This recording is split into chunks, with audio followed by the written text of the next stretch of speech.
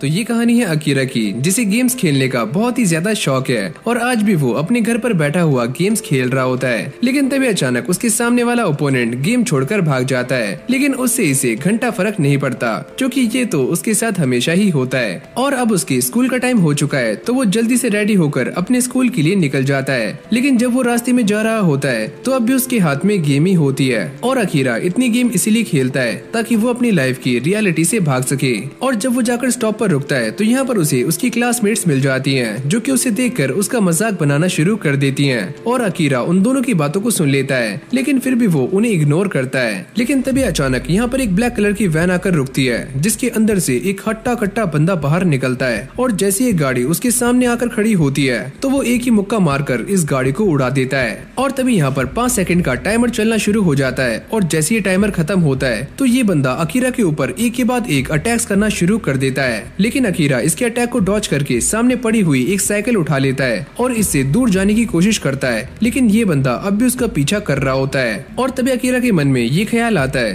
क्या मुझे पुलिस को बुलाना चाहिए? लेकिन साथ ही में वो ये सोचता है कि जब तक मैं पुलिस को बुलाऊंगा तो ये बंदा मुझे जान से मार देगा। जिसके बाद वो एक पुरानी सी बिल्डिंग में आ जाता है और वो ये सोचता है कि ये बिल्डिंग काफी कमजोर है, अगर ये बंदा मुझे पकड़ने के लिए इसके अंदर आएगा तो ये बिल्डिंग अपने आप ही टूट जाएगी और ये बंदा भी मारा जाएगा। लेकिन ऐसा कुछ भी नहीं होता। जिसके बाद अकीरा भागकर ऊपर जाता है ताकि वो एक और न्यू प्लान बना सके। और इस बार ये बंदा अकीरा के प्लान में फंस जाता है और उसके ऊपर एक काफी बड़ी पानी की टंकी आकर गिरती है, जिससे इस बंदे का माथा खुल जाता है और साथ में खून निकलना भी शुरू हो जाता है। लेकिन ये बंदा काफी स्ट्रॉन्ग होता है और जैसे ये बंदा अकीरा पर दोबारा से अटैक करने के लिए आगे आता है तो अकीरा इसके पेट में एक रॉड घुसा देता है, जिससे ये बंदा नीचे गिरकर मारा जाता है। और ये देखकर अकीरा काफी खुश होता है और वो ये सोचता है कि फाइनली मैंने इसे हरा दिया। और तभी अचानक यहाँ पर एक लड़की आ जाती है और वो ये कहती है कि शाबाश, मुझे लगा नहीं था कि तुम मेरे पेट को इतनी जल्दी हरा दोगे।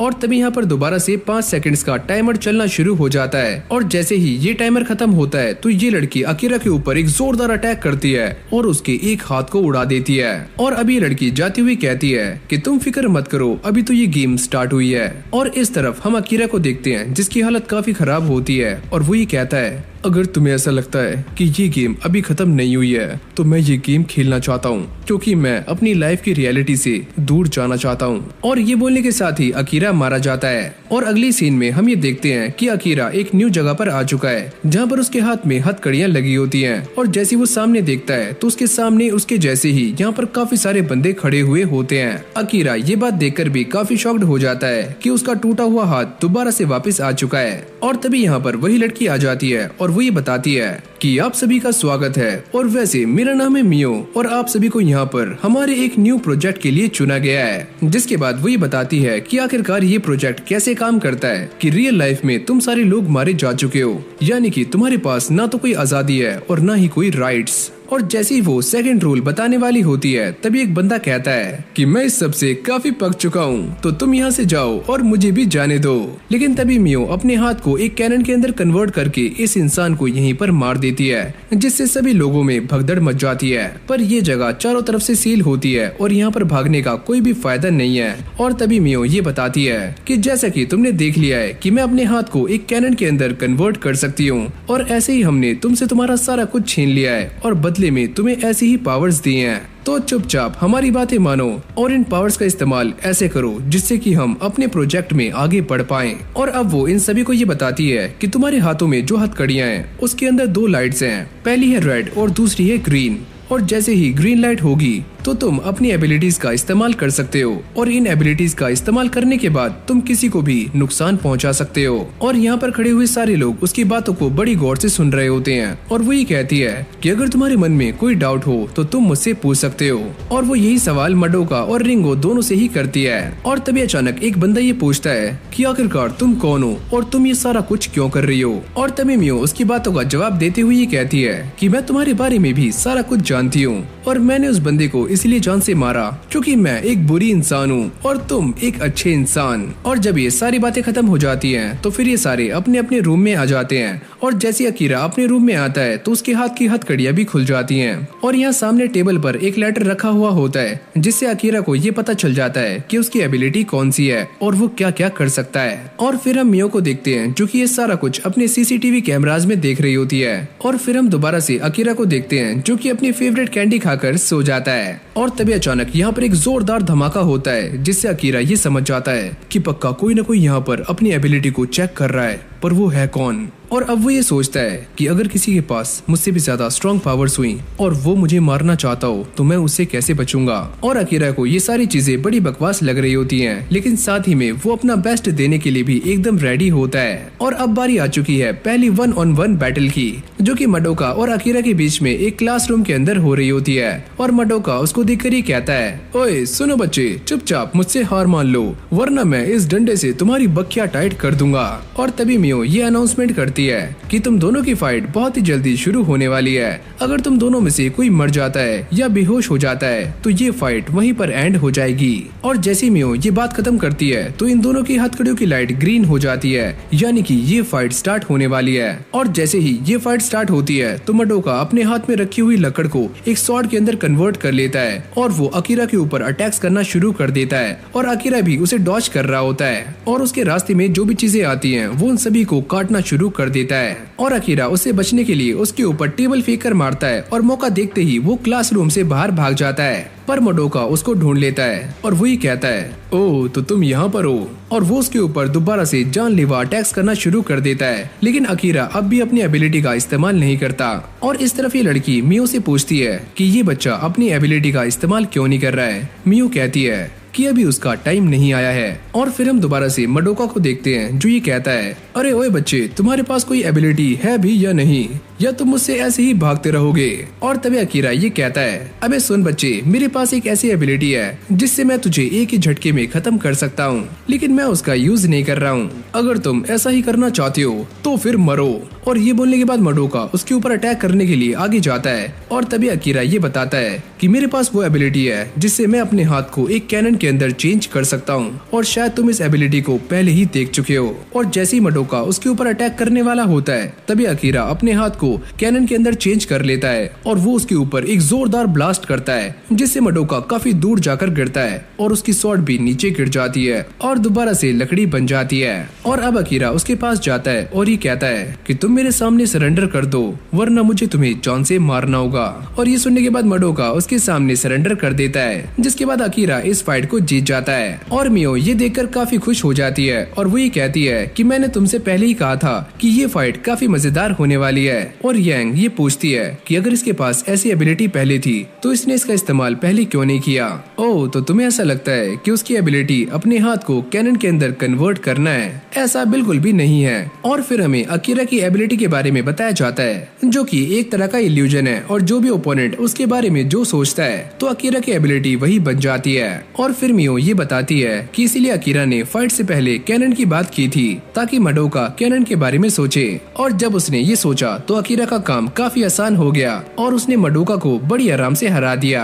और फिर गार्ड्स अकीरा को लेकर जा रहे होते हैं और अकीरा ये सोचता है कि अभी तो मैंने उसे हरा दिया, लेकिन अब भी काफी कुछ है जो कि मुझे इस एबिलिटी के बारे में सीखना है। और वो अपने मन में ये बात भी सोचता है कि मैंने वो सारा कुछ करना शुरू कर दिया है जो कि वो लोग मुझसे करवाना चाहते थे। लेकिन अकीरा के दिमाग में कुछ और ही खिचड़ी बन रही होती है और वो ये सोचता है कि उस बिल्ली मियो ने मुझे ये ताकत दे तो दी है, लेकिन बाद में उसे इस बात पर काफी पछतावा होने वाला है कि उसने मुझे ये एबिलिटी क्यों दी। और फिर हमें एक और लड़की को दिखाया जाता है जिसका नाम है यूरी, और वो भी इसी गेम के अंदर स्टक हो चुकी है और वो ये सोचती है कि मुझे कुछ भी करके अपने घर जाना होगा। जिसके बाद हमें यूरी का एक फ्लैशबैक दिखाया जाता है जहाँ पर वो अपने दोस्तों के साथ स्कूल से वापस आ रही होती है और उसकी सहेलियाँ उससे कहती है कि चलो आज तुम्हारी जॉब की छुट्टी है तो घूमने चलते हैं, पर यूरी उन्हें मना कर देती है। लेकिन तभी अचानक उसकी दोनों सहेलियों को सामने एक पपी दिखता है और वो उसके पास जाकर उसे प्यार करने लगती है और वो यूरी को भी ऐसा करने के लिए कहती है और ये पपी यूरी को काफी प्यार से देख रहा होता है और जैसे यूरी उसे छूने वाली होती है तो ये पपी उसके ऊपर भौंकना शुरू कर देता है, जिससे यूरी काफी गुस्सा हो जाती है। मुझे इसे नहीं छूना, मैं यहाँ से जा रही हूँ। और अब उसकी सहेलियाँ उसे ये समझाती हैं कि तुम टेंशन मत लो, ये तो बस रैंडमली हो गया। और वो ये कहती है कि मुझे ऐसी चीजों से बहुत ही ज्यादा नफरत है जो कि रैंडमली होती हैं। और फिर यूरी एक पास्ट की कहानी बताना शुरू करती है जिसके अंदर हम ये देखते हैं कि एक लड़के की हालत काफी खराब होती है और सारे लोग उसके आसपास से उसे बिना देखे ही जा रहे होते हैं। लेकिन तभी यूरी ये बताती है कि मैंने उस इंसान की बिना सोचे समझे मदद कर दी, लेकिन यही मेरी लाइफ की सबसे बड़ी गलती थी, क्योंकि ये लड़का एक नंबर का छपरी नल्ला बेरोजगार और चप्पल चोर निकला, जिसने बाद में यूरी को स्टॉक करना शुरू कर दिया। और जैसे यूरी घर पहुंचती है तो वो ये देखती है कि उसकी माँ एक आदमी के साथ है और उन दोनों को देखकर ऐसा लगता है कि इन दोनों का रिलेशन काफी पुराना है और ये दोनों एक दूसरे के प्यार में लट्टू हैं। और यूरी भी खड़ी हुई ये सारा कुछ देख रही होती है और उसकी माँ ये बताती है कि आज ही हैंडसम मुंडा मुझे बार में मिला और मुझे आज ही इससे प्यार हो गया, है ना ये कमाल का। और ये सारी बातें सुनने के बाद यूरी को काफी अजीब लगता है और वो यहाँ से जाना शुरू कर देती है। लेकिन तभी उसकी मॉम ये बताती है, वैसे तुम्हारे नए पापा की एक लड़की भी है जो कि तुम्हारे पीछे है और तुम्हें उसका ख्याल रखना है। और फिर हमें कुछ टाइम बाद का सीन दिखाया जाता है जहाँ पर यूरी इन सारी बातों से परेशान होकर दोबारा से स्कूल जा रही होती है। लेकिन तभी अचानक हम उसी ठरकी बंदे को देखते हैं जो कि एक बिल्डिंग के ऊपर चढ़ा हुआ होता है और वो ये कहता है कि प्लीज पारो तुम मेरी हो जाओ वरना मैं यहाँ से नीचे कूद जाऊंगा।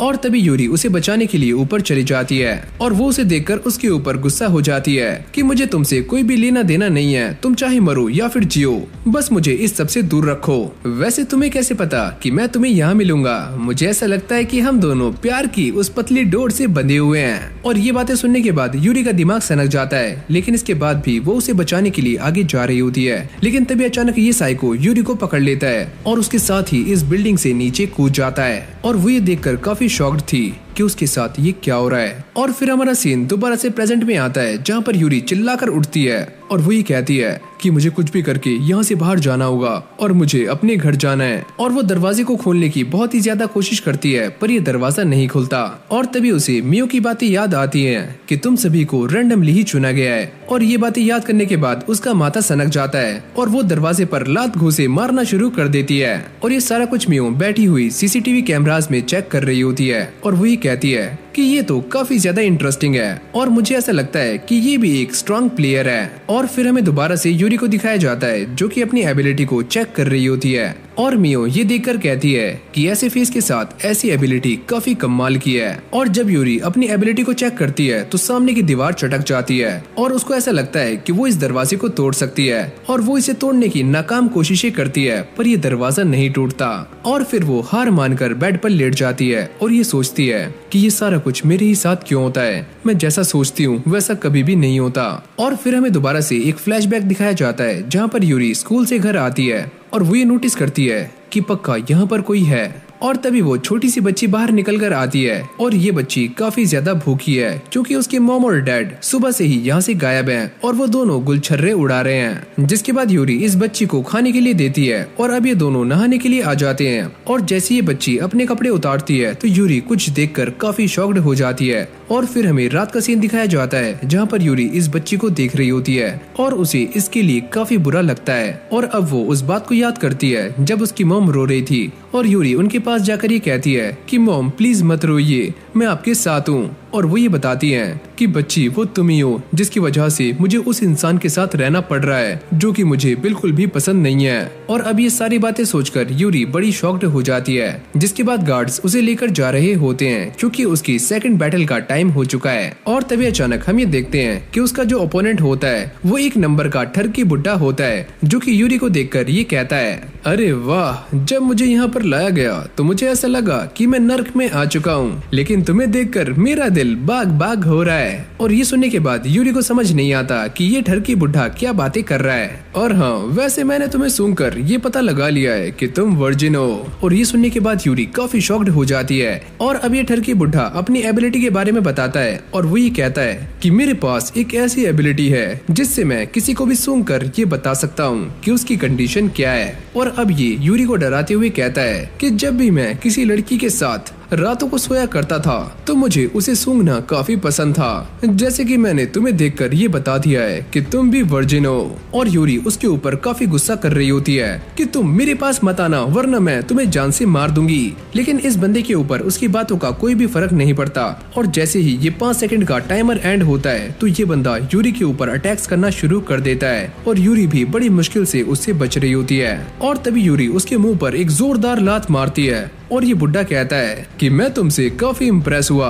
और ये बोलने के बाद वो अपनी पैंट नीचे कर देता है, जिसको देखकर यूरी के होश उड़ जाते हैं। ये तुम क्या कर रहे हो? वैसे यहाँ पर कोई भी रूल्स नहीं है, तो तुम जैसे चाहो वैसे कपड़े पहन सकते हो। और ये बोलने के बाद वो दोबारा से यूरी के ऊपर अटैक कर देता है और उसकी गर्दन को दबाने लगता है। और यूरी उसे बचने की काफी कोशिशें कर रही होती है और वो ये कहता है, अरे सुनो सुंदरी, झटपटाने का कोई भी फायदा नहीं है और मैंने जितना सोचा था तुम उससे भी काफी अच्छा स्मेल करती हो और तुम्हें इस तरह से पकड़ने में मुझे अपनी पुरानी बातें याद आ रही हैं। और फिर हमें इस बंदे का एक फ्लैशबैक दिखाया जाता है जहाँ पर ये एक औरत के साथ रात बिताने के बाद अपने रास्ते जा रहा होता है और तभी उस औरत को ये पता चलता है कि ये बंदा काफी अमीर है और एक बड़ी कंपनी के अंदर काम करता है, जिसके बाद वो इस बंदे का फायदा उठाना शुरू कर देती है, यानी कि उसे ब्लैकमेल कर रही होती है कि अगर तुमने मुझे ज्यादा पैसे नहीं दिए तो मैं तुम्हारे ऑफिस में आ जाऊंगी और सभी को ये सारी बातें बता दूंगी कि तुमने मेरे साथ क्या किया है और तुम क्या क्या करते हो।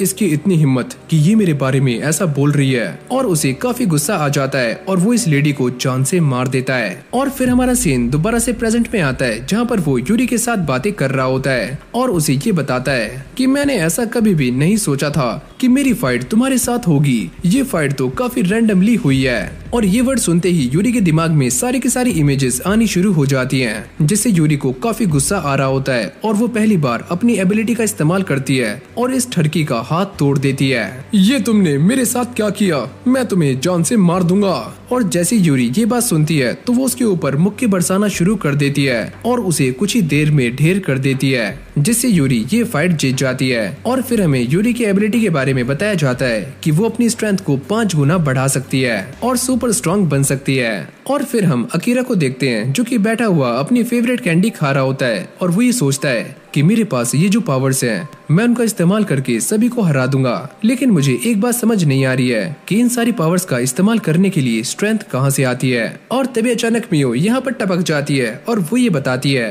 कि जब भी तुम अपनी इस एबिलिटी का इस्तेमाल करते हो तो ह्यूमन वर्ल्ड में 2 बंदे टपक जाते हैं, यानी कि ये सारी की सारी स्ट्रेंथ ह्यूमन स्ट्रेंथ से आती है। और तभी अकीरा की आंख खुल जाती है, यानी कि वो ये सारा कुछ सपना देख रहा होता है। जिसके बाद ये गार्ड्स उसे लेकर एक न्यू जगह पर आ जाते हैं जहाँ पर पहले से ही ये सारे लोग उसका इंतजार कर रहे होते हैं। और इस बार जो फाइट होने वाली है वो 1 वर्सेस 1 नहीं बल्कि एक टीम बैटल होने वाली है जिसमें ये सारे एक साथ हैं। और अब यहाँ पर 2 घंटे का टाइमर स्टार्ट हो जाता है और इन 2 घंटों में इन सभी को एक साथ रहना है। और फिर अकीरा ये सोचता है कि अगर हम सारे एक साथ मिलकर काम करने वाले हैं तो हम सभी को अपनी एबिलिटीज के बारे में एक दूसरे को बताना होगा। और यहीं पास में हम एक और बंदे को देखते हैं जिसका नाम है सातो और वही कहता है कि चलो हमारे पास अभी टाइम है तो हम एक दूसरे को अच्छी तरह से जान लेते हैं और हम एक अच्छा सा प्लान भी बना लेंगे। और अब वो एक बटन दबाता है जिससे वो एक रस्सी को एक हार्ड स्टिक के अंदर चेंज कर देता है और इसे वो एक वेपन की तरह इस्तेमाल करता है। पर यूरी को उसकी बातों पर यकीन नहीं होता और वो ये कहती है मैं ये जानती हूँ कि ये तुम्हारी असली एबिलिटी नहीं है।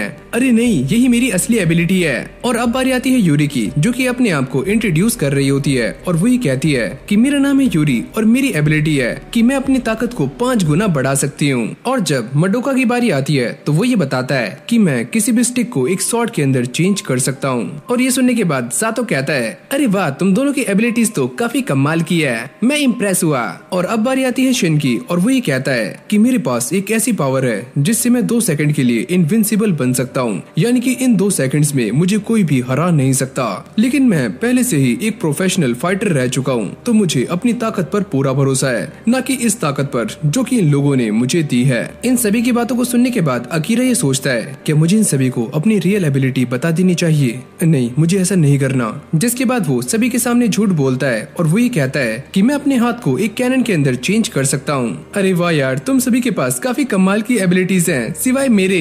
अकीरा ये सोचता है कि अगर मेरी एबिलिटी के बारे में किसी को पता चल गया तो हो सकता है कि मेरा दुश्मन मेरे सामने कुछ भी ना सोचे और वो मुझे आसानी से हरा दे। और तभी सातो उन सभी से कहता है कि चलो यार अपनी अपनी एबिलिटी एबिलिटीज को शो करते हैं। लेकिन तभी अकीरा बात को चेंज कर देता है और वो मडोका से ये पूछता है कि तुम अब कैसे हो। और सारे ये बात सुनकर काफी हैरान होते हैं कि ये दोनों एक दूसरे को पहले से ही जानते हैं। और अब बारी आती है इन सभी के प्लान बनाने की और टाइम भी काफी तेजी से जा रहा होता है। अगर मैं एक अच्छा प्लान बनाना चाहता हूँ तो मुझे इनमें से किसी एक की एबिलिटी के बारे में पता होना चाहिए। और तभी अकीरा यूरी से ही कहता है क्या तुम हवा में जंप कर सकते हो। लेकिन मडोका अलग ही सोच में डूबा हुआ होता है और वो ये सोचता है कि अगर ये लड़की ऊपर कूदी तो इसका सारा कुछ दिख जाएगा। और जैसे वो ऊपर कूदती है तो शिन और मडोका अपनी आंखें बंद कर लेते हैं और अकीरा ये देखकर काफी शॉक्ड हो जाता है कि उसने बड़ी आसानी से सीलिंग को टच कर लिया है। और तभी यूरी को दाल में कुछ काला लगता है और वो इन दोनों के थप्पड़ जड़ देती है, जिसके बाद गार्ड्स उन सभी को लेकर आगे जा रहे होते हैं। और अकीरा ये सोचता है अरे यार मुझे तो बस यही चेक करना था कि अगर तुम्हारी स्ट्रेंथ 5 गुना बढ़ जाती है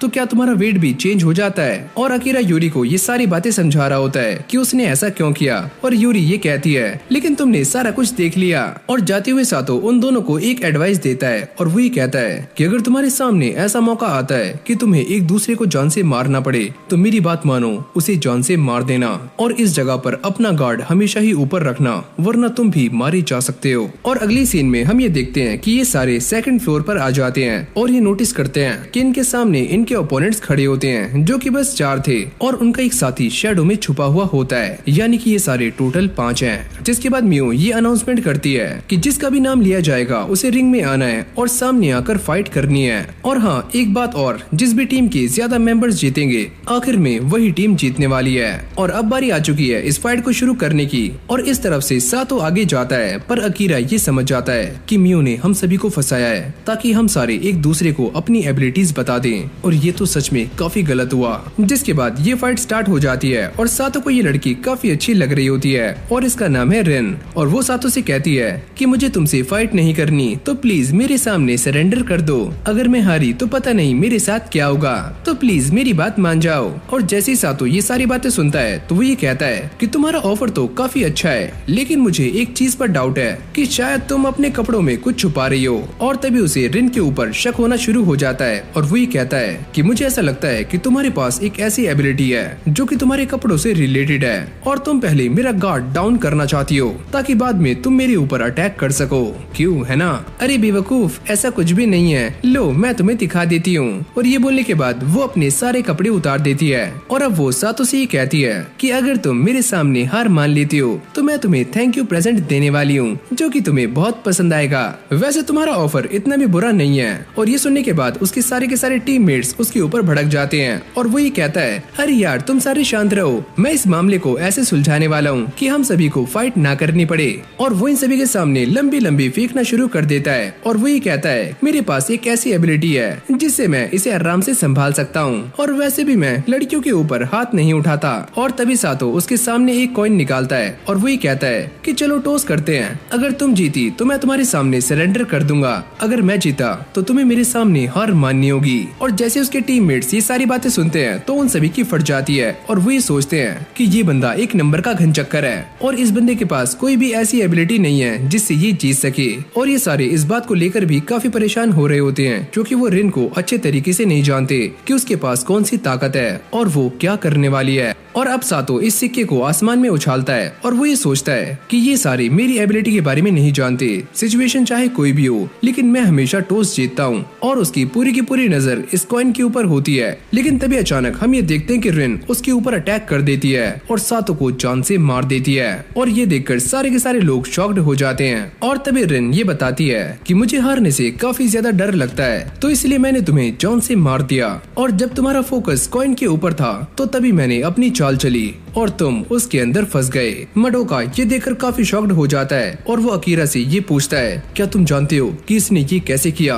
और अकीरा ये बताता है कि मैं इसके बारे में कुछ भी नहीं जानता, मेरा पूरा ध्यान उसी के ऊपर था। और इन सभी को ये बात समझ नहीं आती कि अचानक से ये सारे ब्लेड्स कहाँ से आए। और अब ये सारे बातें कर रहे होते हैं कि जो इंसान हमें सिखा रहा था कि हमें अपना गार्ड डाउन नहीं करना चाहिए वो खुद ही मारा गया और अभी तक हमें उसकी ताकत के बारे में भी पता नहीं लगा। और फिर ये सारे आपस में ही लड़ना शुरू कर देते हैं। और तभी रिन अपने साथियों से ये बोलती है कि मैंने उस इंसान को जान से मार दिया, क्या तुम्हें कोई दिक्कत है? और अब ये सारी सिचुएशन देखने के बाद अकीरा ये सोचता है कि मैंने जितना सोचा था ये उससे भी काफी स्ट्रॉन्ग है और ये मेरी टीम को अफेक्ट कर सकता है। जिसके बाद वो सभी को शांत करता है और ये कहता है कि हम सभी को आपस में फाइट नहीं करनी है, ये सारा कुछ हम बाद में भी कर सकते हैं, पहले तुम सारे इस बैटल के ऊपर फोकस रखो। और अगली सीन में हम ये देखते हैं कि सेकंड मैच स्टार्ट हो जाता है जो कि शिन और रिंगो के बीच में होता है। और तभी अकीरा शिन को ये बताता है कि तुम भी वैसी गलती मत करना जो कि सातो ने की थी। अगर मैं इस लड़की को रिंग से बाहर निकाल दूं तो मैं इससे बिना फाइट किए ही इससे जीत जाऊंगा।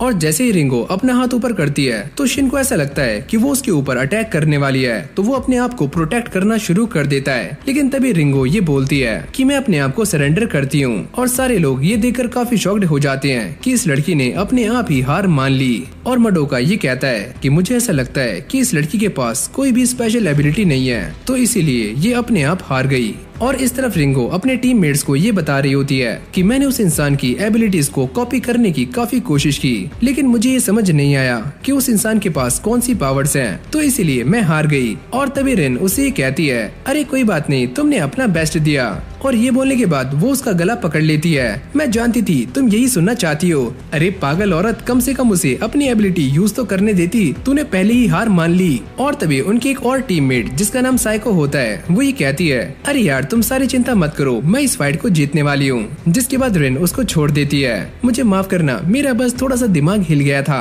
और फिर हमें रिंगो के अंदर का सीन दिखाया जाता है जहाँ पर वो अंदर से काफी चिल्ला रही होती है, लेकिन बाहर से देखने में एकदम शांत लग रही होती है, जैसे कि उसे कोई भी फर्क नहीं पड़ा। और फिर हमें रिंगो की एबिलिटी के बारे में बताया जाता है कि वो अपने ओपोनेंट की पावर्स को कॉपी कर सकती है, लेकिन ये कॉपीड पावर्स काफी कम होती हैं, यानी कि 10% से भी काफी कम। और जब उसे ये पता चलता है कि सामने वाला इंसान बस 2 सेकंड के लिए ही इनविंसिबल बन सकता है, तो उसके जीतने के चांसेस काफी कम हो जाते हैं, तो इसलिए वो अपने आप ही हार मान लेती है। और अब बारी आती है अगले मैच की, जो कि साइको और मडोका के बीच में हो रहा होता है। और तभी रिन साइको से कहती है कि तुम्हें अपना प्रॉमिस याद रखना है। और जैसे ही ये 5 सेकंड का टाइमर एंड हो जाता है तो इन दोनों की फाइट स्टार्ट हो जाती है। और तभी हम साइको को देखते हैं जो कि मडोका के ऊपर पहला अटैक करती है, और उसको ऐसा लगता है कि मैंने इसके ऊपर पहला अटैक कर दिया तो अब तो मैं ही जीतने वाली हूँ। लेकिन तभी मडोका अपनी स्टिक से इसे दूर कर देता है और ये मार्बल अचानक से एक काफी बड़ी बॉल बन जाता है और जमीन पर गिर जाता है। चलो अच्छा हुआ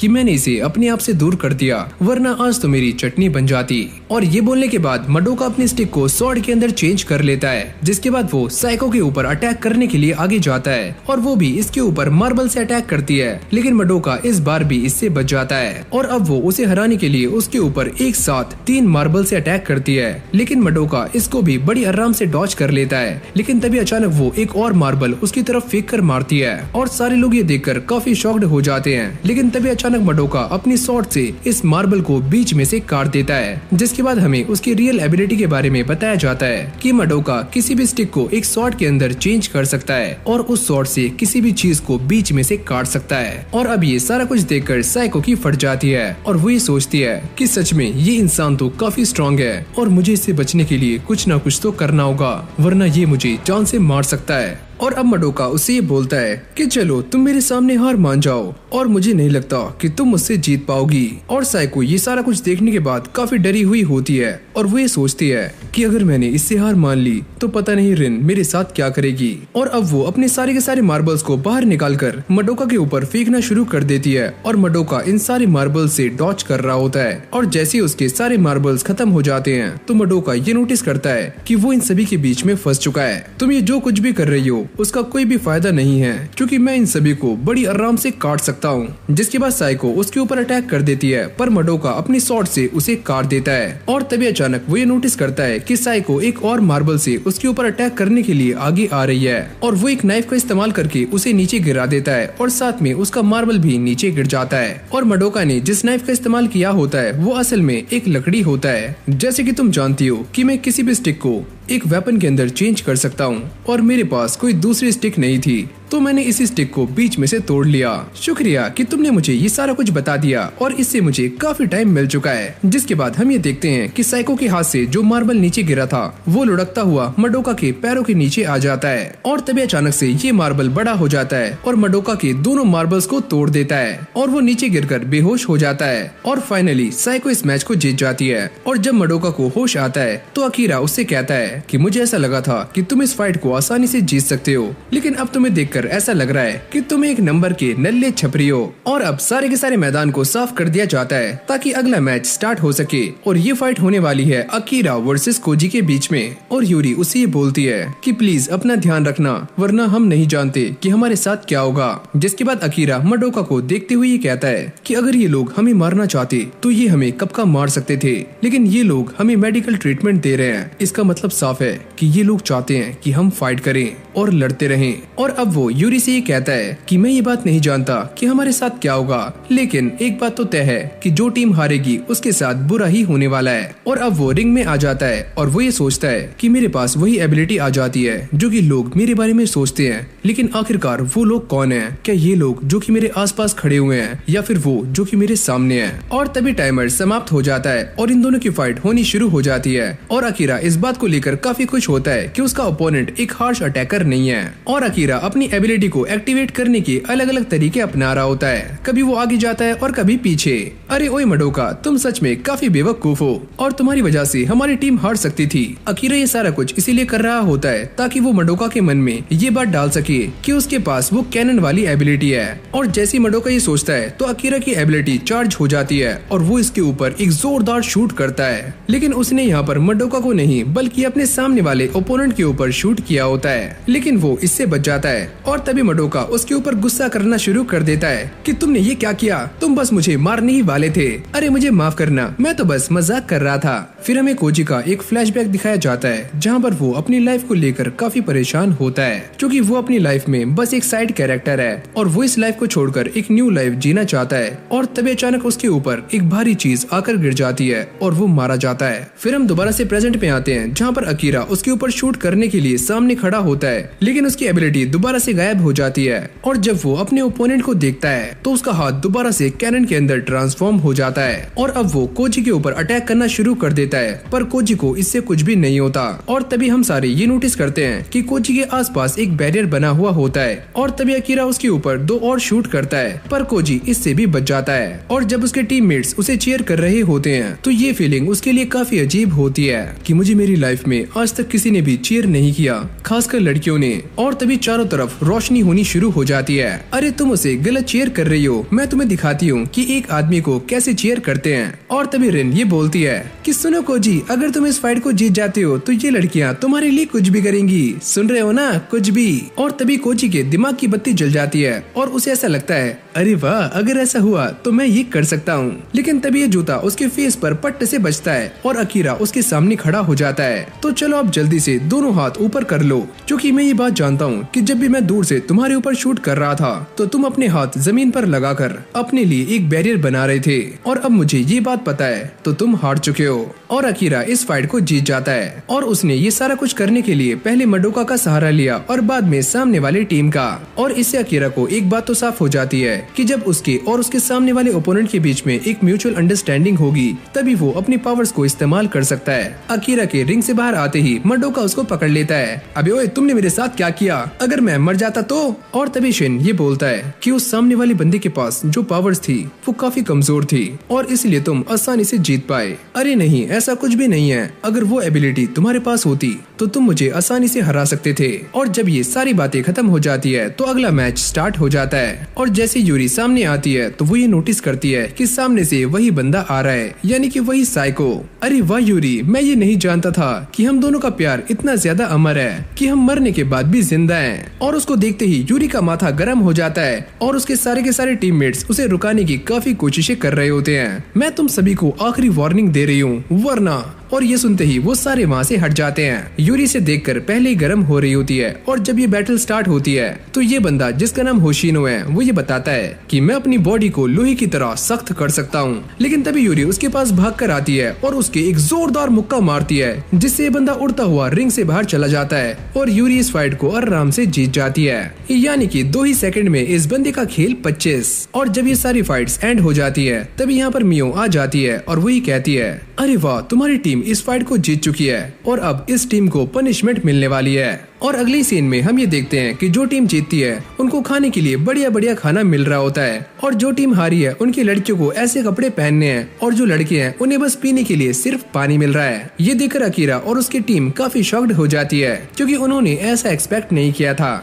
और अब ये लड़कियां उन्हें खाना सर्व कर रही होती हैं और ये सारे खाने को बड़ी आराम से खा रहे होते हैं। और एक लड़की अकीरा के पास आती है और वो ये कहती है कि मैं तुम्हारी पावर्स को देखकर काफी इम्प्रेस हुई और मैं ये नहीं जानती कि तुमने अपने टीममेट के ऊपर अपनी कैनन क्यों तान दी। अरे जाओ जाओ, मुझे तुम्हारी बातों में कोई भी इंटरेस्ट नहीं है। और वो ये सोचता है कि मुझे इस लड़की से बचकर रहना होगा, ये काफी खतरनाक है। और इस तरफ मंडोका रिंगो से काफी अजीब से बिहेव कर रहा होता है और वो ये कहता है कि मैं जीता हूँ तो मैं ऐसा कर सकता हूँ। पर अकीरा उसकी बजानी शुरू कर देता है, अबे क्या क्या क्या बोल रहा है, तू जीता है बेटा, तू हारा था। चल एक काम कर, इन्हीं लड़कियों की तरह ड्रेस पहनकर हमें खाना सर्व कर। और जब इनका खाना पीना खत्म हो जाता है तो इन दोनों ही टीम्स को अलग अलग रास्तों पर जाना पड़ता है। ये तो बस हमारा टाइम पास था, लेकिन असली पनिशमेंट इन्हें अभी मिलने वाली है। और जैसे जैसे ये सारे आगे जा रहे होते हैं तो ये रास्ते आगे जाकर अलग अलग रास्तों में डिवाइड हो जाते हैं, यानी कि इन सभी को अब अलग अलग जाना है। और अब ये सारे इस बात को लेकर काफी चिंता में होते हैं कि अगर ये सारे अलग अलग आगे गए तो ऐसा भी हो सकता है कि आगे जाकर ये एक दूसरे के दुश्मन बन जाएं। मुझे इस बात से कोई भी फर्क नहीं पड़ता, मैं तो बस यही चाहता हूँ कि हम सारे सरवाइव कर जाएं। और ये बोलने के बाद वो सारे यहाँ से चले जाते हैं सिवाय अकीरा और यूरी के।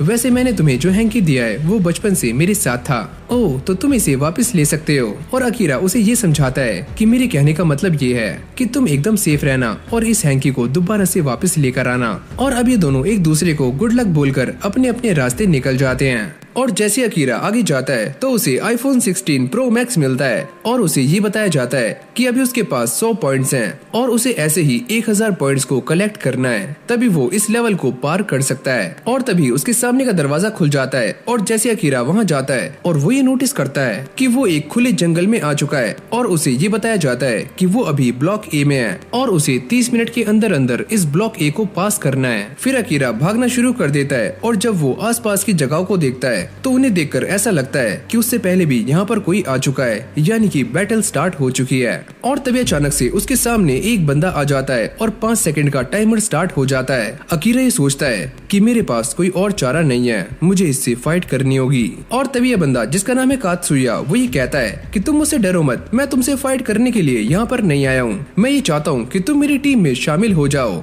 और फिर हम यूरी को देखते हैं जो कि भागकर यहाँ पर आ जाती है। क्या तुम ठीक हो? तुम्हें क्या लगता है कि मैं ठीक हूँ? और तभी कात्सुया ये बताता है कि ये सारे रेड टीम से हैं और ये तुम्हें अपनी टीम के अंदर शामिल करना चाहते हैं। और तभी रेड टीम का ये चमन कहता है कि तुम इन दोनों को हमारे हवाले कर दो वरना मैं तुम्हें जान से भी मार सकता हूँ। और ये बोलने के बाद रेड टीम उनके ऊपर अटैक करना शुरू कर देती है और कात्सुया भी अपनी एबिलिटी का इस्तेमाल करके उन दोनों को प्रोटेक्ट कर रहा होता है। जिसके बाद रेड टीम का एक मेंबर अपनी एबिलिटी को शो करता है और इसकी एबिलिटी है कि वो अपने हाथ को कैनन के अंदर कन्वर्ट कर सकता है। और यूरी ये देखकर काफी शॉक्ड हो जाती है कि देखो अकीरा, ये तो तुम्हारी जैसी एबिलिटी है। और तभी चमन ये कहता है कि हम तुम्हें यहाँ से भागने नहीं देंगे। और तभी अचानक हम ये देखते हैं कि अकीरा की भी कैनन एबिलिटी चार्ज हो जाती है जिससे वो इन सभी के ऊपर अटैक कर देता है। और ये रेड टीम इस बात को देखकर काफी शॉक्ड हो जाती है कि अकीरा के पास भी कैनन वाली एबिलिटी है। और फिर ये रेड टीम दोबारा से उन सभी के ऊपर अटैक्स करना शुरू कर देती है, पर कात्सुया अपनी बो का इस्तेमाल करके उन सभी को प्रोटेक्ट कर रहा होता है और वो यहाँ से भागने का ट्राई करते हैं, लेकिन ये रेड टीम उनके ऊपर एक के बाद एक अटैक्स कर रही होती है।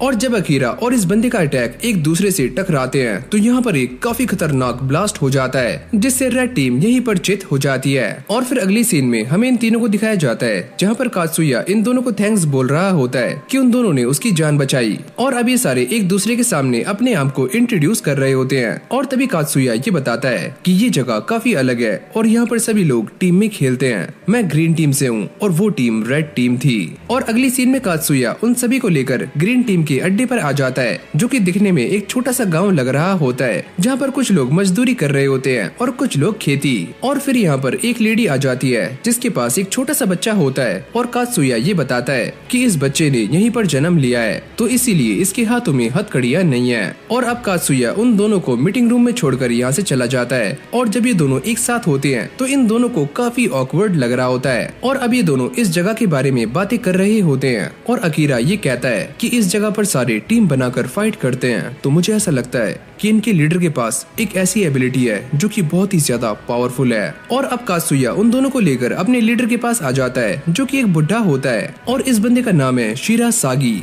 और ये उन दोनों को देखकर काफी खुश हो रहा होता है क्योंकि उसको ऐसा लगता है कि अकीरा के पास कैनन एबिलिटी है और अगर वो इनकी टीम में शामिल होता है तो आगे चलकर इन्हें काफी फायदा हो सकता है। और ये सारी बातें सुनने के बाद वो दोनों काफी शॉक्ड हो जाते हैं क्योंकि इन दोनों को ऐसा लग रहा था कि इस टीम का लीडर एक काफी पावरफुल इंसान है, लेकिन ये तो एक नंबर का फट्टू है जिसे पावर्स की नीड है। और अब ये दोनों यूरी से उसकी एबिलिटी के बारे में पता करते हैं और यूरी ये बताती है कि मेरी एबिलिटी है कि मैं अपनी स्ट्रेंथ को 5 गुना बढ़ा सकती हूँ। और ये सुनने के बाद वो दोनों काफी शॉक्ड हो जाते हैं। और ये बुढ़ा ये बताता है कि कैनन एबिलिटी सच में काफी रेयर है, लेकिन जो एबिलिटी तुम्हारे पास है वो तो उससे भी ज्यादा अल्ट्रा रेयर है। और अभी दोनों बंदे काफी खुश हो रहे होते हैं और वो ये सोचते हैं कि अगर इन दोनों ने हमारी टीम को ज्वाइन कर लिया तो सारा कुछ चेंज हो सकता है। अकीरा और यूरी इन दोनों की हरकतों को देखकर काफी ऑकवर्ड फील कर रहे होते हैं कि पता नहीं इन दोनों को क्या हुआ। और अभी दोनों दोबारा से सीरियस हो जाते हैं, जिसके बाद शिरासागी ये बताता है, देखो सुनो, मैं ये बात जानता हूँ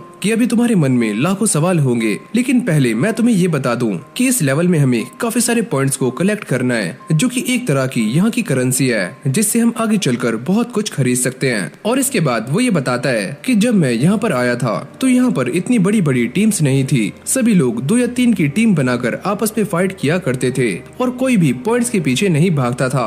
लेकिन तभी अचानक एक अफवाह उड़नी शुरू हो गई कि एक टीम ऐसी है जो कि अपने मेंबर्स के अंदर लगातार बढ़ोतरी करती जा रही है। और अब ये दोनों उसकी बातों को बड़ी गौर से सुनते हैं कि एक बार तो ऐसा भी हो रहा था कि उस बड़ी टीम ने लोगों को जबरदस्ती पकड़ना शुरू कर दिया ताकि वो उन्हें अपनी टीम के अंदर शामिल कर सकें। और फिर यूरी उस बात को याद करती है कि रेड टीम ने जबरदस्ती उसे पकड़ने की कोशिश की थी और वो ये पूछती है कि ऐसा करने से उन्हें कोई भी पॉइंट नहीं मिलते तो वो ऐसा क्यों करते हैं। देखो, मैं ये बात नहीं जानता, लेकिन एक बात तो साफ है कि सारे लोग यहाँ पर हमेशा के लिए रहना नहीं चाहते और हम इस बात को भी नहीं जानते कि आगे वाला प्रोग्राम कैसा होगा। ऐसा भी हो सकता है कि वो प्रोग्राम इससे भी ज्यादा खतरनाक हो। और फिर शिरासागी ये कहता है कि वो लोग यहाँ पर रहकर अपनी पावर्स को बढ़ाना चाहते हैं ताकि वो यहाँ पर कब्जा कर सके और जिनके पास कमजोर एबिलिटीज हैं वो उनका शोषण कर सके।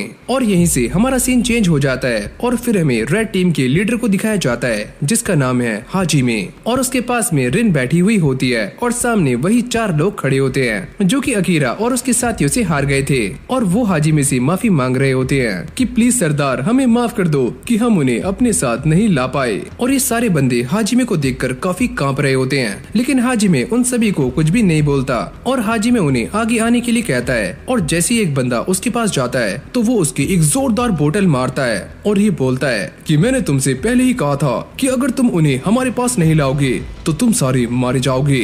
और यहीं पास में हम एक और बंदे को बैठे हुए देखते हैं जो कि इस टीम का सब लीडर है जिसका नाम है मसाया। और वो ये कहता है कि मैं ये बात नहीं जानता कि तुम अपने लोगों को कैसे ट्रीट करते हो, लेकिन अगर मेरे ब्रांडेड कपड़ों पर एक बूंद भी खून की गिरी तो मैं इन्हें जान से मार दूंगा।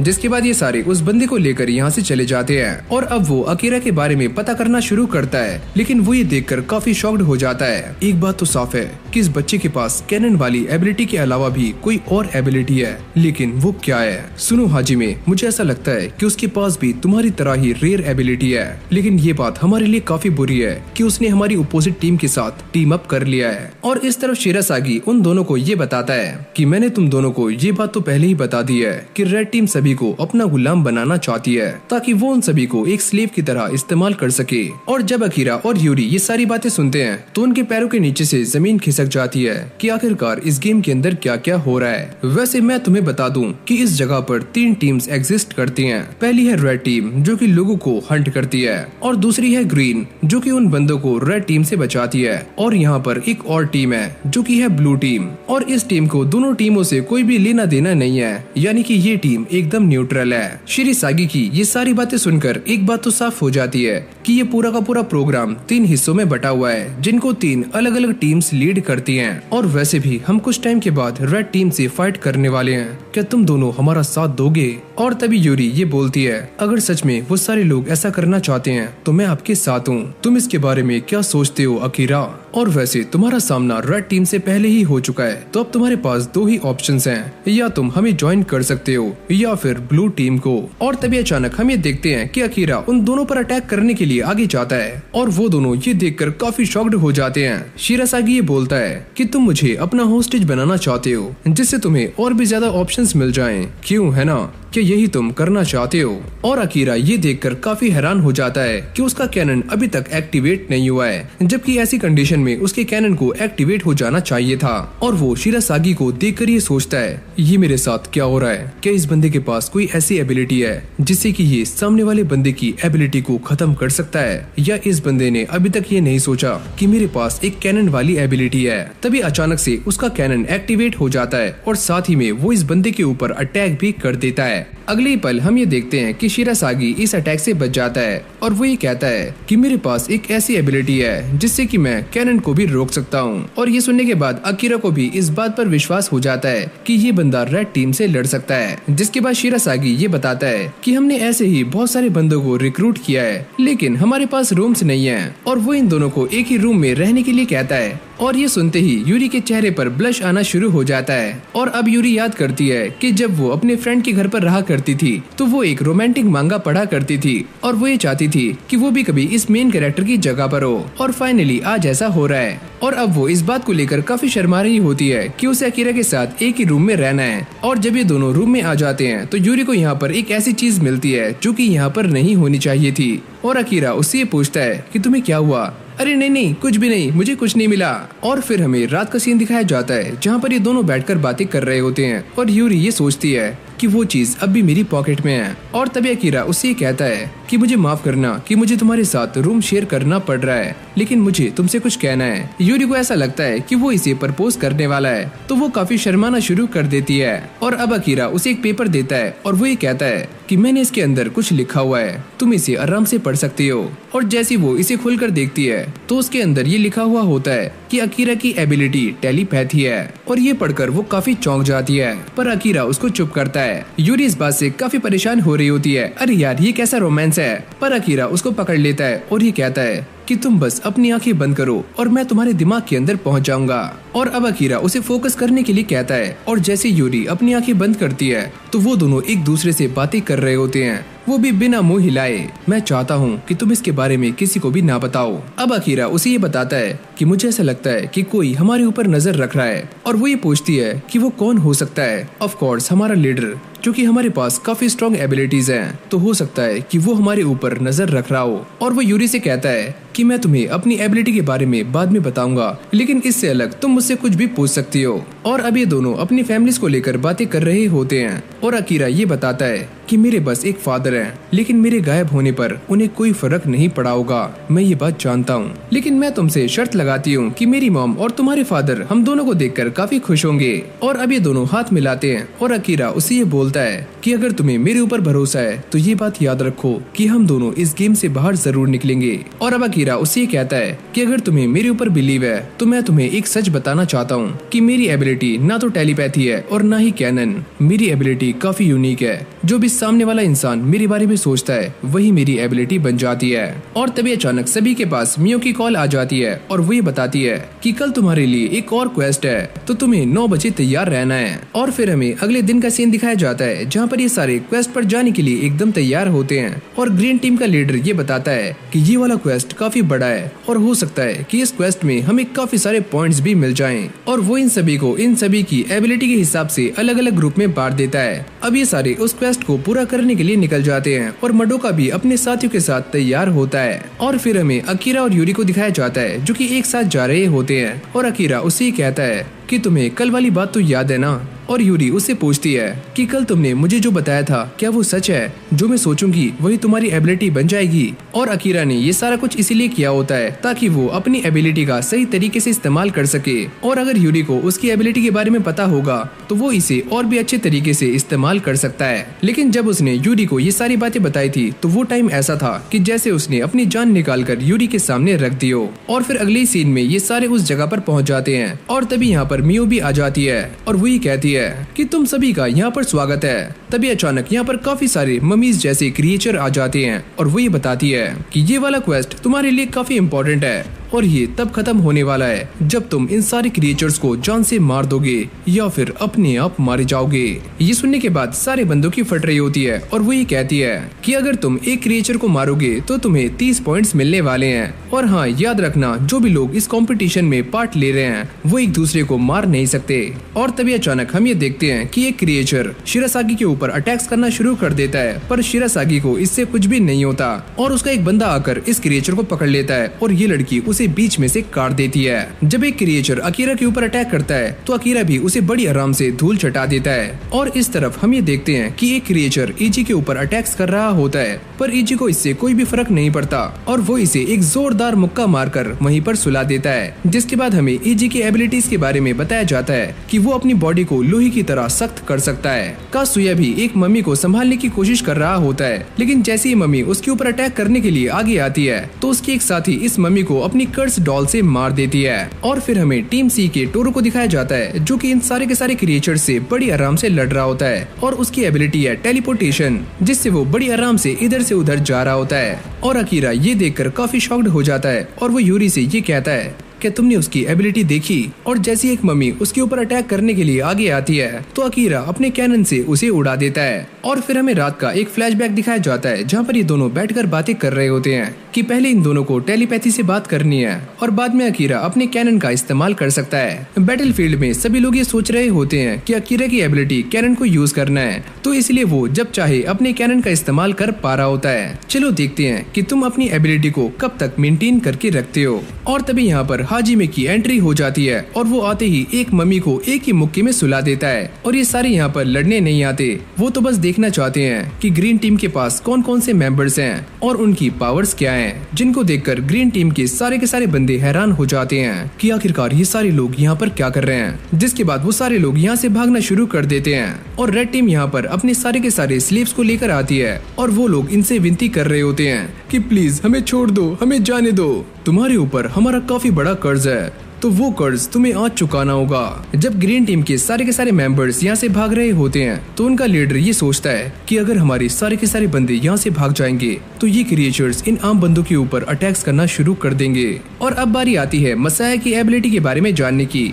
और हमें ये बताया जाता है कि इस इंसान के पास एक ऐसी एबिलिटी है जिससे ये किसी के ऊपर से भी अपना डेट उतरवा सकता है, भले ही उस इंसान ने इससे कर्ज लिया हो या फिर ना लिया हो, ये किसी से भी कुछ भी करवा सकता है। और इसी बंदे ने अपने स्लेव्स को ये ऑर्डर दिया होता है कि वो इन ममीज के साथ लड़े और उन्हें भागने की परमिशन नहीं होती। अगर ये सारे क्रिएचर्स ऐसे ही इन बंदों को मारते रहेंगे तो ग्रीन टीम को अपनी एबिलिटीज का इस्तेमाल करना होगा, जिससे इनकी सारी की सारी एबिलिटीज हमारे सामने आ जाएंगी और हमारा प्लान सक्सेसफुल हो जाएगा।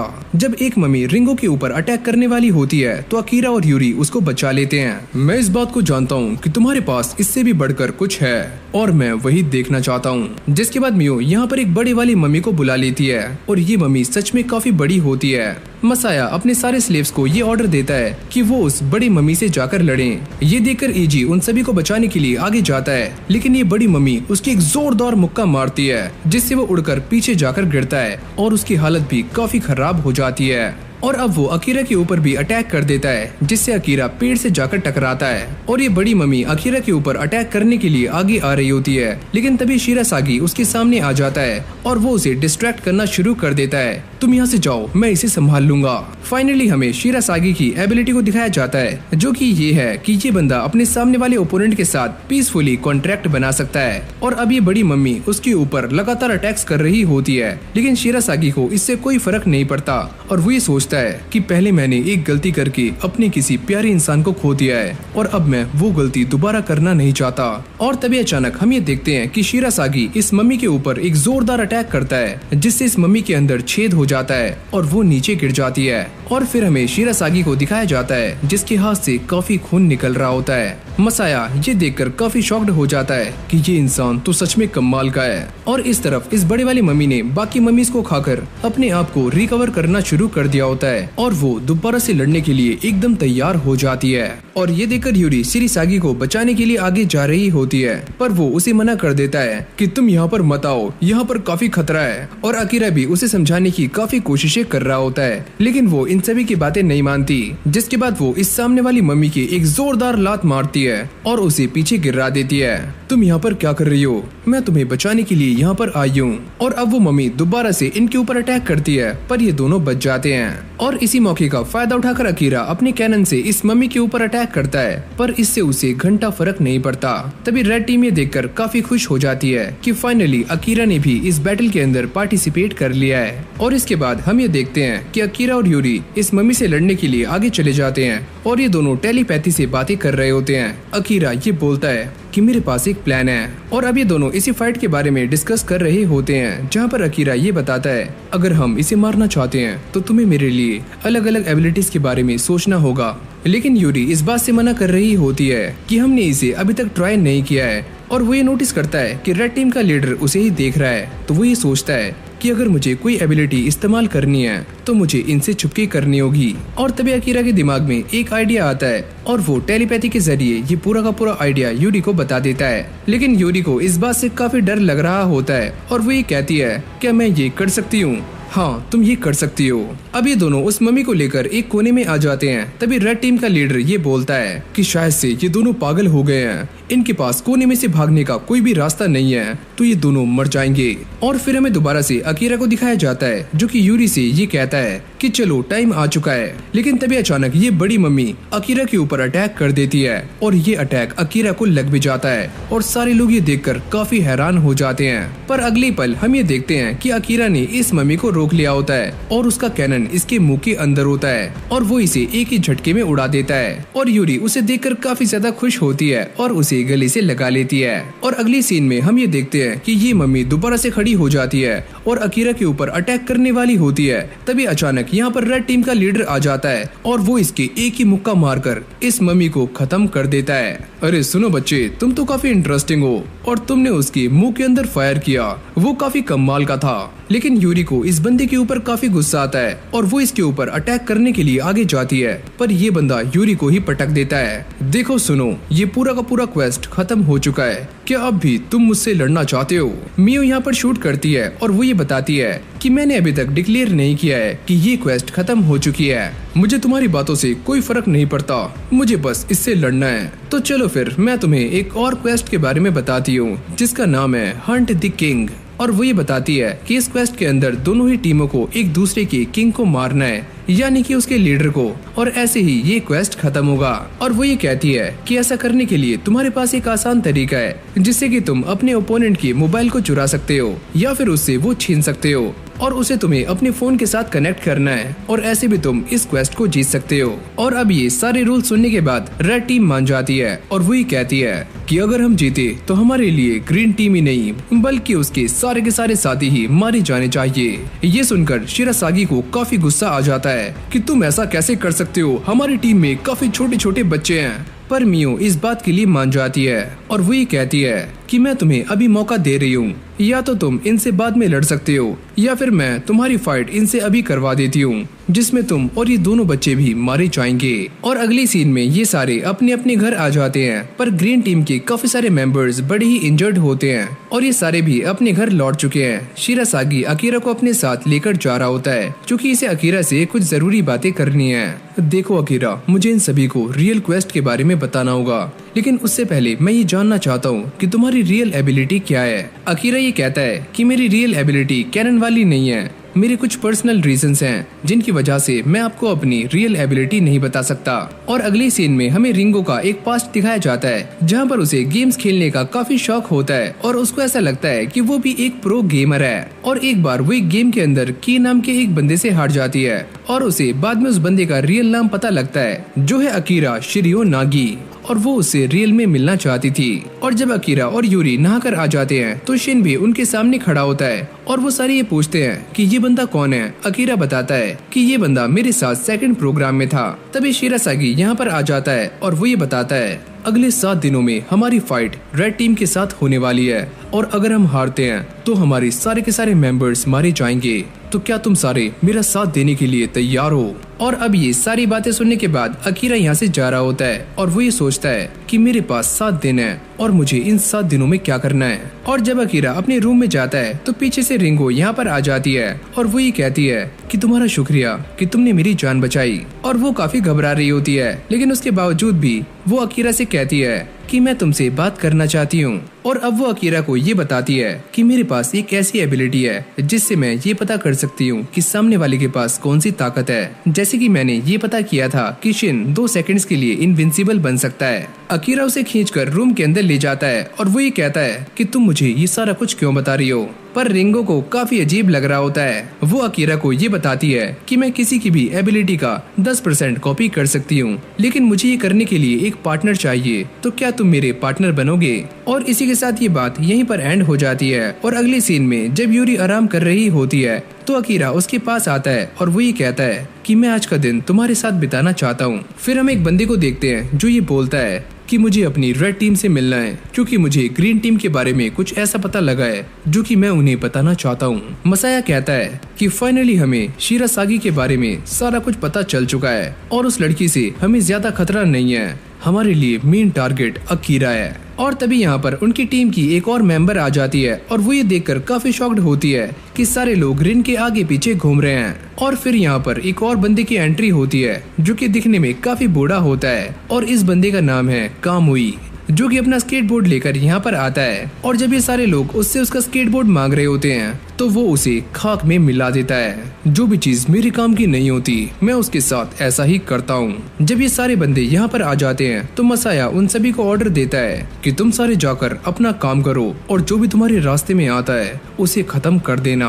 और अब ये बंदा भी यहाँ पर आ जाता है जो कि रेड टीम के लीडर से मिलना चाहता था और वो ये कहता है सुनो मालिक, मुझे ग्रीन टीम ने पकड़ लिया था लेकिन मैं उनके बारे में एक ऐसी बात जानता हूँ जो कि मैं आपको बताना चाहता हूँ। जब उस बड़े मॉन्स्टर ने अकीरा के ऊपर अटैक किया था तो अकीरा उसे मारा जाना चाहिए था पर ऐसा नहीं हुआ। और हाँ, उसके पास कोई ऐसी एबिलिटी है जिसकी वजह से वो सही हो गया। मसाया ये सारी बातें जाकर हाजिमे को बता देता है और वो ये कहता है कि वो अकीरा, उसी की वजह से ही हम अपने प्लान के अंदर कुछ चेंजेस कर रहे हैं और हमें उससे बचकर रहना होगा। जिसके बाद हम ये देखते हैं कि अकीरा और यूरी ब्लू टीम से मिलने के लिए जा रहे होते हैं और यूरी उससे पूछती है कि हम वहाँ पर क्यों जा रहे हैं। मेरे वहाँ पर जाने का सिर्फ एक ही मकसद है कि मैं उनसे नेगोशिएट करना चाहता हूँ। यहाँ तक कि वो ये भी कहता है कि उसे यूरी के साथ अकेले रहना है और वो यूरी को फील करना चाहता है। और ये सुनने के बाद यूरी के गाल लाल हो जाते हैं। ये तुम कैसी बातें कर रहे हो? और तभी अकीरा उसे ये कहता है कि चलो एक काम करो, तुम अपनी एबिलिटी को विजुअलाइज करो। और जैसे यूरी ये करती है तो उसकी पावर्स अकीरा की बॉडी में आ जाती हैं, जिससे अकीरा की बॉडी काफी हैवी हो जाती है और यहाँ तक कि वो अपनी बॉडी को मूव भी नहीं कर पाता। अकीरा ये समझ जाता है कि यूरी एक एक्सेप्शन है और लास्ट टाइम भी उसने टेलीपोर्टेशन मैजिक के बारे में सोचा था, तभी अकीरा उस जायंट मम्मी से बच पाया था। और तभी अकीरा उससे ये कहता है कि चलो तुम एक काम करो कि मैं इस पेड़ के पीछे जा रहा हूँ और तुम किसी के बारे में सोचना जिससे मैं उस चीज में ट्रांसफॉर्म हो सकूं। वैसे मुझे किसके बारे में सोचना चाहिए? और अगली पल हम ये देखते हैं कि अकीरा रिंगो के अंदर ट्रांसफॉर्म हो जाता है और यूरी ये देखकर काफी शॉक्ड हो रही होती है, यानी कि ये ट्रिक सच में काम करती है। और फिर अकीरा दोबारा से नॉर्मल हो जाता है और अब ये दोनों रिंगो के बारे में बात कर रहे होते हैं और अकीरा उससे कहता है कि तुम मेरे बारे में गलत मत सोचो। भले ही उसने मुझे सारी बातें बता दी हैं, लेकिन अब भी मुझे उसके ऊपर पूरा भरोसा नहीं है जितना कि मैं तुम्हारे ऊपर करता हूँ। फिर ये दोनों ब्लू टीम से मिलने के लिए आ जाते हैं और मोडोका भी यहीं पर होता है, जो कि इन्हें देखकर काफी खुश होता है कि चलो ये दोनों अभी जिंदा हैं। और अब अकीरा ब्लू टीम को ये समझाता है कि जैसे कि तुम जानते हो कि ग्रीन टीम और रेड टीम के बीच में एक काफी मैसिव बैटल होने वाली है, तो मैं ये चाहता हूँ कि तुम हमारा साथ दो। पर ब्लू टीम का ये बंदा जिसका नाम ओमोटो होता है वो ये कहता है लेकिन हम किसी भी फाइट में शामिल होना नहीं चाहते। अगर तुम मेरा साथ दोगे तो मैं तुम्हें 200 पॉइंट्स दूंगा और अगर तुम रेड टीम का फोन मेरे पास लेकर आओगे तो उसके लिए मैं तुम्हें 500 पॉइंट्स देने वाला हूँ। तो बताओ ये डील कैसी रही? और अभी सारी डील सुनने के बाद ओमोटो, जो कि ब्लू टीम की लीडर है, अरे हाँ ये एक लड़की है, वो ये कहती है कि हम तुम्हारी बात मानने के लिए तैयार हैं, लेकिन इसके लिए तुम्हें यूरी को हमें देना होगा। पर अकीरा ऐसा करने से मना कर देता है कि मैं ऐसा नहीं कर सकता। और काफी ज्यादा सोचने के बाद अकीरा कहता है कि चलो मैं यूरी को तुम्हें दे दूंगा, लेकिन इसके लिए मेरी एक शर्त है कि ओमोटो को मेरी साइड आना होगा और जैसा मैं कहूँ तुम्हें वही करना होगा। और अब ये सारी बातें होने के बाद ब्लू टीम के मेंबर्स यहाँ से जा रहे होते हैं और ओमोटो ये कहती है कि मैं इसके अंदर पार्टिसिपेट नहीं कर सकती क्योंकि मैं इस बात को जानती हूँ कि रिजल्ट क्या रहने वाले हैं। और तभी अचानक ये दोनों मडोका को भी नोटिस कर लेते हैं और वो इनके ऊपर गुस्सा कर रहा होता है कि मैं यहाँ पर इतनी देर से खड़ा हुआ था लेकिन तुम दोनों ने मुझे नोटिस नहीं किया। जिसके बाद मडोका ये बताता है कि मैं तुमसे काफी लंबे टाइम से एक रीमैच करना चाहता था और इसीलिए मैं सोच रहा हूँ कि मैं रेड टीम को ज्वाइन कर लूँ और इससे मुझे तुम्हारे साथ फाइट करने का मौका मिल जाएगा। और फिर हमें शाम का सीन दिखाया जाता है जहाँ पर अकीरा और यूरी दोबारा से अपने कैंप में आ जाते हैं, लेकिन टोरो को उन दोनों के ऊपर शक हो रहा होता है कि तुम दोनों पूरे दिन से जंगल में थे, आखिरकार तुम वहाँ पर क्या कर रहे थे, कहीं तुम दोनों गुलछर रहे। और तभी यूरी उसकी एक जोरदार मुक्का मारती है पर वो टेलीपोर्ट होकर इससे बच जाता है, लेकिन यूरी उसे नहीं छोड़ती। अब सारे के सारे बुजुर्ग लोग भी इस बैटल के अंदर पार्टिसिपेट करने के बारे में कह रहे होते हैं पर अकीरा उन्हें मना करता है कि ये तुम सबके लिए काफी डेंजरस हो सकता है, प्लीज हमें कम से कम मेडिकल सपोर्ट तो बनने दो, हम तुम्हारे काफी काम आ सकते हैं। और रात के सीन में हमें दिखाया जाता है कि ये सारे मीट को कुक कर रहे होते हैं और तभी रिंगो अकीरा के पास आती है और उसे अपने साथ ले जाती है और कल इनका फाइनल मैच है। और फिर हमें शिन को दिखाया जाता है जो कि एक लड़की से बात कर रहा होता है और वो ये कहता है कि मैं अकीरा की काफी इज्जत करता हूँ और कल मैं फाइट में उसका साथ देने वाला हूँ ताकि वो इस फाइट को जीत जाए। और इस तरफ मडोका आसुका से बातें कर रहा होता है और वो भी अपने बच्चे के लिए इस फाइट में शामिल होना चाहती है और मडोका उससे कहने ही वाला होता है कि मैं तुमसे प्यार करता हूँ, लेकिन तभी बाकी बंदे यहाँ पर आ जाते हैं और भाई क्या चल रहा है। और अब फाइनली इनकी बैटल का दिन आ चुका है और वो ये देखकर काफी शॉक्ड हो जाते हैं कि इस बैटल में 5 टावर्स इंक्लूडेड हैं। और शिरासागी भी ये देखकर काफी परेशान हो रहा होता है कि हमारी सारी की सारी मेहनत खराब हो चुकी है और कल यूरी और अकीरा ने जंगल में जाकर जो प्लान बनाया था मेरे ख्याल से वो सारा प्लान अब चौपट होने वाला है। और तभी अचानक यहाँ पर एक गार्ड आ जाता है और वो ये बताता है कि हमने इस बैटल के लिए कुछ रूल्स को चेंज किया है और अगर तुम अपने सामने वाले एनिमी के स्मार्टफोन को चुरा लेते हो तो तुम ऐसे भी इस बैटल को जीत सकते हो, लेकिन ये इतना भी आसान नहीं होने वाला। और अगर तुम किसी सामने वाले बंदे का एक इंटरफेस हासिल करते हो तो तुम्हें इसके पॉइंट्स मिलने वाले हैं और अगर तुम किसी एनिमी के इंटरफेस को 3 मीटर दूर ले जाते हो तो उसकी हथकड़ियां लॉक्ड हो जाएंगी, यानी कि वो इंसान डेड है और तुम उसे आसानी से हरा सकते हो। और ये जो तुम 5 टावर्स देख रहे हो ये सारे के सारे इंटरफेसेस हैं और अगर तुमने इसके अंदर अपना स्मार्टफोन डाल दिया तो तुम्हें 10 MP मिलने वाले हैं। और वो ये बताता है कि इन सारी MPs का इस्तेमाल करके तुम अलग अलग चीजों को खरीद सकते हो और साथ में अपने पार्टनर के साथ कम्युनिकेट भी कर सकते हो और यहाँ तक कि तुम 30 MP देकर इंटरफेस को दोबारा से रिवाइव भी कर सकते हो। और अगर तुम्हारे पास 50 MP है तो तुम सामने वाले बंदे की एबिलिटी को भी सील कर सकते हो। और फिर ये दोनों टीम्स अपने अपने किंग को रजिस्टर करवा लेती हैं, जिसके बाद इनकी बैटल स्टार्ट हो जाती है। ग्रीन टीम ये ट्राई कर रही होती है कि वो ज्यादा से ज्यादा टावर पर अपना कब्जा कर सकें और शिरासागी ये कहता है कि पहले हमें रेड टीम की स्ट्रेटेजी के बारे में समझना होगा कि वो क्या करना चाहते हैं। और ये सुनने के बाद सारे के सारे लोग अलग अलग टीम्स बनाकर आगे जा रहे होते हैं और यहाँ पर चारों तरफ कैमरास भी लगे होते हैं जो कि उनको मॉनिटर कर रहे हैं। शिरासागी ये सारा मामला देखकर काफी दुखी हो रहा होता है क्योंकि वो लड़ने की हालत में नहीं है। और तभी कासुया उन्हें ये अपडेट देता है कि हमने सक्सेसफुली एक टावर पर अपना कब्जा कर लिया है और अब बाकी सारी टीम्स भी टावर पर कब्जा करने के लिए आगे जा रही होती हैं। लेकिन तभी अचानक उनके सामने हाजिमे आ जाता है और वो आते ही इस टीम के ऊपर अटैक कर देता है और ये देखकर आसुका भी काफी हैरान हो जाती है और वो ये सोचती है कि हमें ऐसा लगा था कि यही उनका किंग होगा, तुम्हें क्या लगा था कि मैं भी शिरासागी की तरह छुपकर बैठ जाऊंगा। और तभी आसुका अपनी काफी बड़ी स्वॉर्ड को बाहर निकाल लेती है और वो हाजिमे के ऊपर एक के बाद एक अटैक्स करना शुरू कर देती है, जिससे हाजिमे बड़ी आराम से बच रहा होता है। अरे वाह, तुम तो इतनी भारी स्वॉर्ड को बड़ी आराम से संभाल रही हो, तुम्हें देखकर ऐसा लगता है कि तुम काफी स्ट्रॉन्ग हो। और ये सुनने के बाद आसुका काफी गुस्से में आ जाती है और वो उसके ऊपर दोबारा से अटैक्स करना शुरू कर देती है, लेकिन इस बार हाजिमे उसकी स्वॉर्ड को पकड़ लेता है। ये अटैक तो सच में बच्चों वाला था। और फिर हमें आसुका की एबिलिटी के बारे में बताया जाता है कि वो किसी भी स्टिक को एक स्वॉर्ड के अंदर कन्वर्ट कर सकती है और यहाँ तक कि उसके वेट को भी मैनेज कर सकती है। और अब वो अपनी स्वॉर्ड का वेट इतना भारी कर लेती है कि हाजिमे धीरे धीरे जमीन के अंदर धंसने लगता है। लेकिन तभी अचानक से हाजिमे उसकी स्वॉर्ड को तोड़ देता है और उसकी एक जोरदार लात मारता है, जिससे आसूका पीछे जाकर गिरती है और उसकी हालत भी काफी खराब हो जाती है। तुम्हें देखकर मुझे ऐसा लगा था कि तुम काफी स्ट्रॉन्ग होंगी, लेकिन तुम तो बस इस स्वॉर्ड के वेट से खेल रही थी। क्या मजाक है ये। और हाँ, एक काम करो, जल्दी से इस लकड़ी को उस स्वॉर्ड के अंदर चेंज करो और मुझसे फाइट करो। और मैं तुमसे तब तक फाइट करना चाहता हूँ जब तक कि तुम्हारे दोस्त तुम्हारी हेल्प करने के लिए यहाँ पर नहीं आ जाते। ये बात सुनते ही सभी लोग उसकी हेल्प करने के लिए आगे जा रहे होते हैं, लेकिन तभी उनके सामने वही बुढ़ा आ जाता है जिसका नाम है कामुई, और वो उनकी आंखों के सामने उनके एक बंदे को जिंदा राख में बदल देता है। और अब तुम सारे तैयार हो जाओ, क्योंकि आज का तुम्हारा दिन काफी खराब होने वाला है। और अब देखते ही देखते सारी की सारी रेड टीम ग्रीन टीम के ऊपर काफी भारी पड़ रही होती है, और कोई उन्हें हेलीकॉप्टर से मार रहा होता है और कोई अपनी स्वॉर्ड से।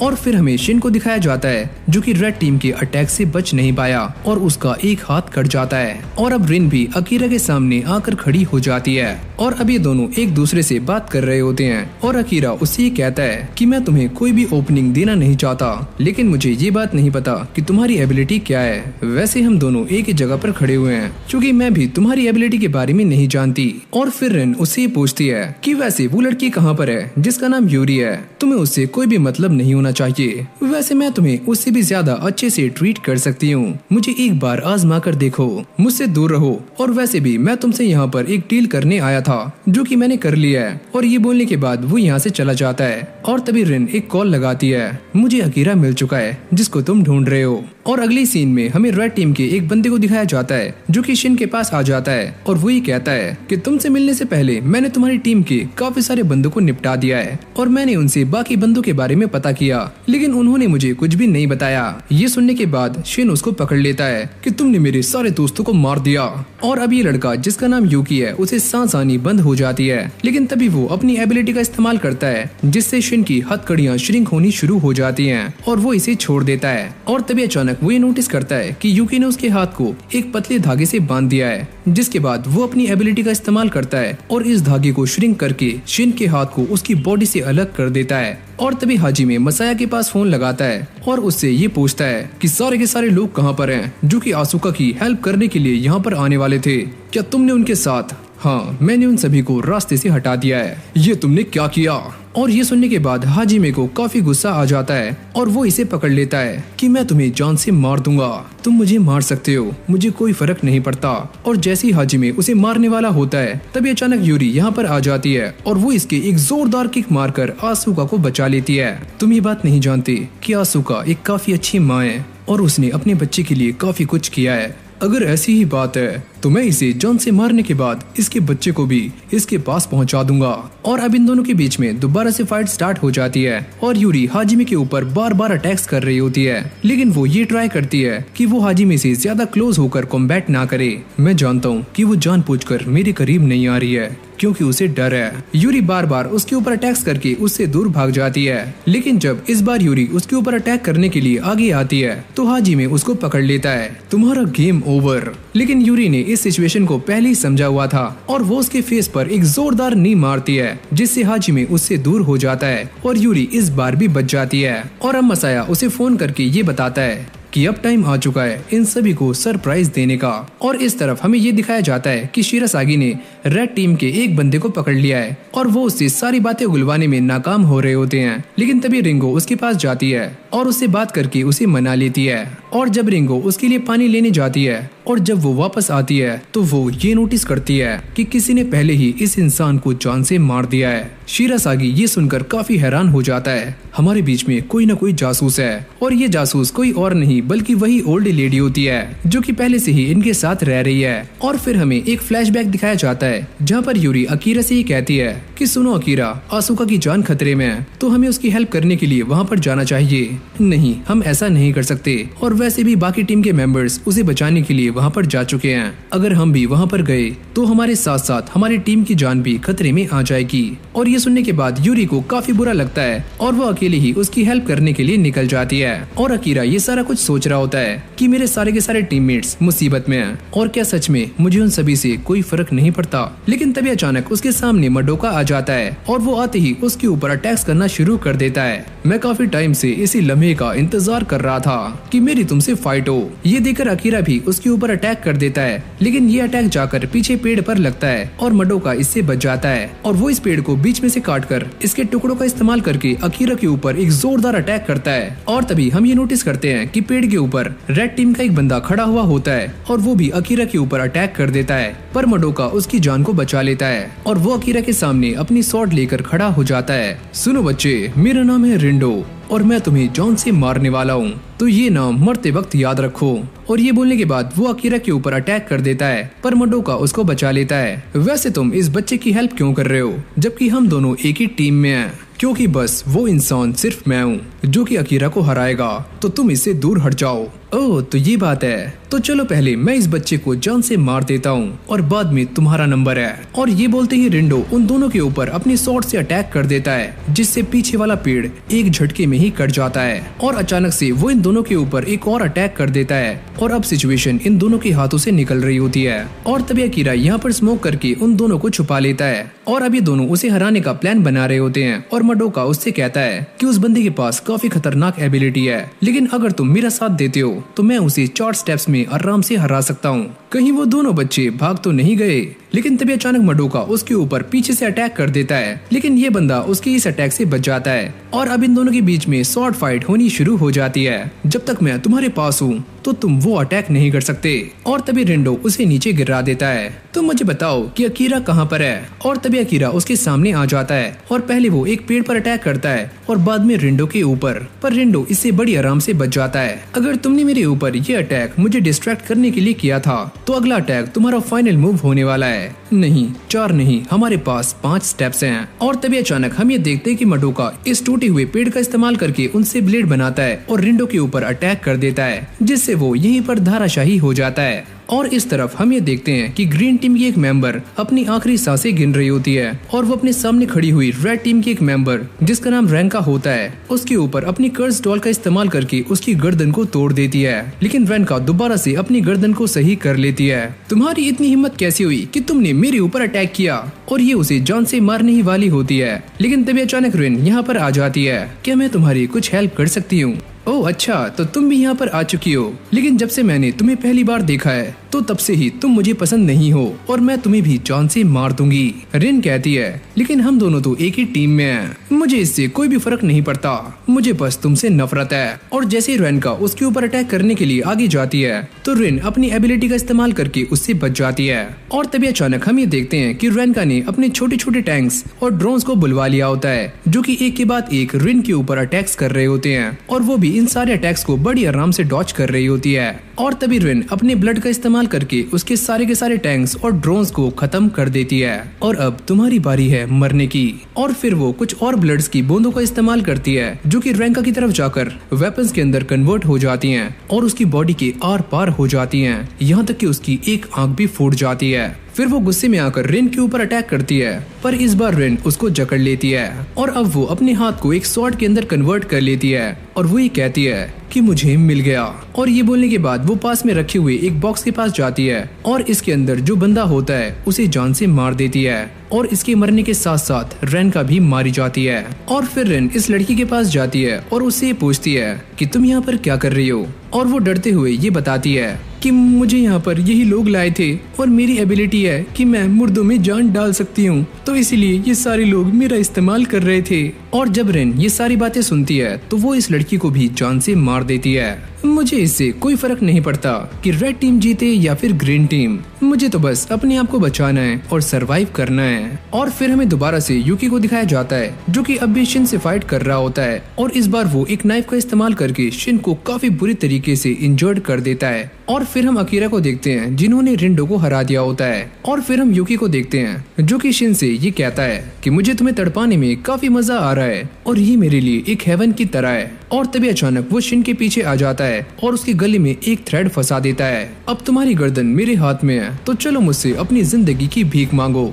और तभी अचानक से हिरेका यहाँ पर आ जाती है और वो युकी को नीचे गिरा देती है, जिससे उसे काफी ज्यादा गुस्सा आता है और वो इसके ऊपर एक चाकू से अटैक कर देता है। लेकिन तभी शिन उसके सामने आ जाता है और ये चाकू उसको लग जाता है। और फिर हमें शिन का एक फ्लैशबैक दिखाया जाता है जहाँ पर उसे बचपन से ही एक दिल की बीमारी होती है और उसका भाई रिंग में फाइट करके उसके लिए पैसे इकट्ठे कर रहा होता है। लेकिन एक दिन उसका बड़ा भाई एक कार एक्सीडेंट में मारा जाता है और उसके मरते ही उसके बड़े भाई के हार्ट को शिन की बॉडी में लगा दिया जाता है। तुम परेशान मत हो, मैं हमेशा ही तुम्हारे साथ रहूंगा। और तभी हम प्रेजेंट में आ जाते हैं जहाँ पर शिन को उसकी भाई की आत्मा दिख रही होती है। अब तुम्हें इस एबिलिटी का इस्तेमाल कर लेना चाहिए क्योंकि तुम्हें इसकी जरूरत है। और अगले ही पल हम ये देखते हैं कि शिन इस एबिलिटी का इस्तेमाल कर रहा होता है और ये देखकर युकी की फट जाती है। और जैसे कि हम ये बात जानते हैं कि शिन अपनी एबिलिटी का इस्तेमाल बस 2 सेकंड के लिए ही कर सकता है, यानी कि वो 2 सेकंड्स के लिए इनविंसिबल बन सकता है और वो इन्हीं 2 सेकंड्स में युकी का खेल खत्म कर देता है। और अगली सीन में हम कासुया को देखते हैं जो कि इस बुढ़े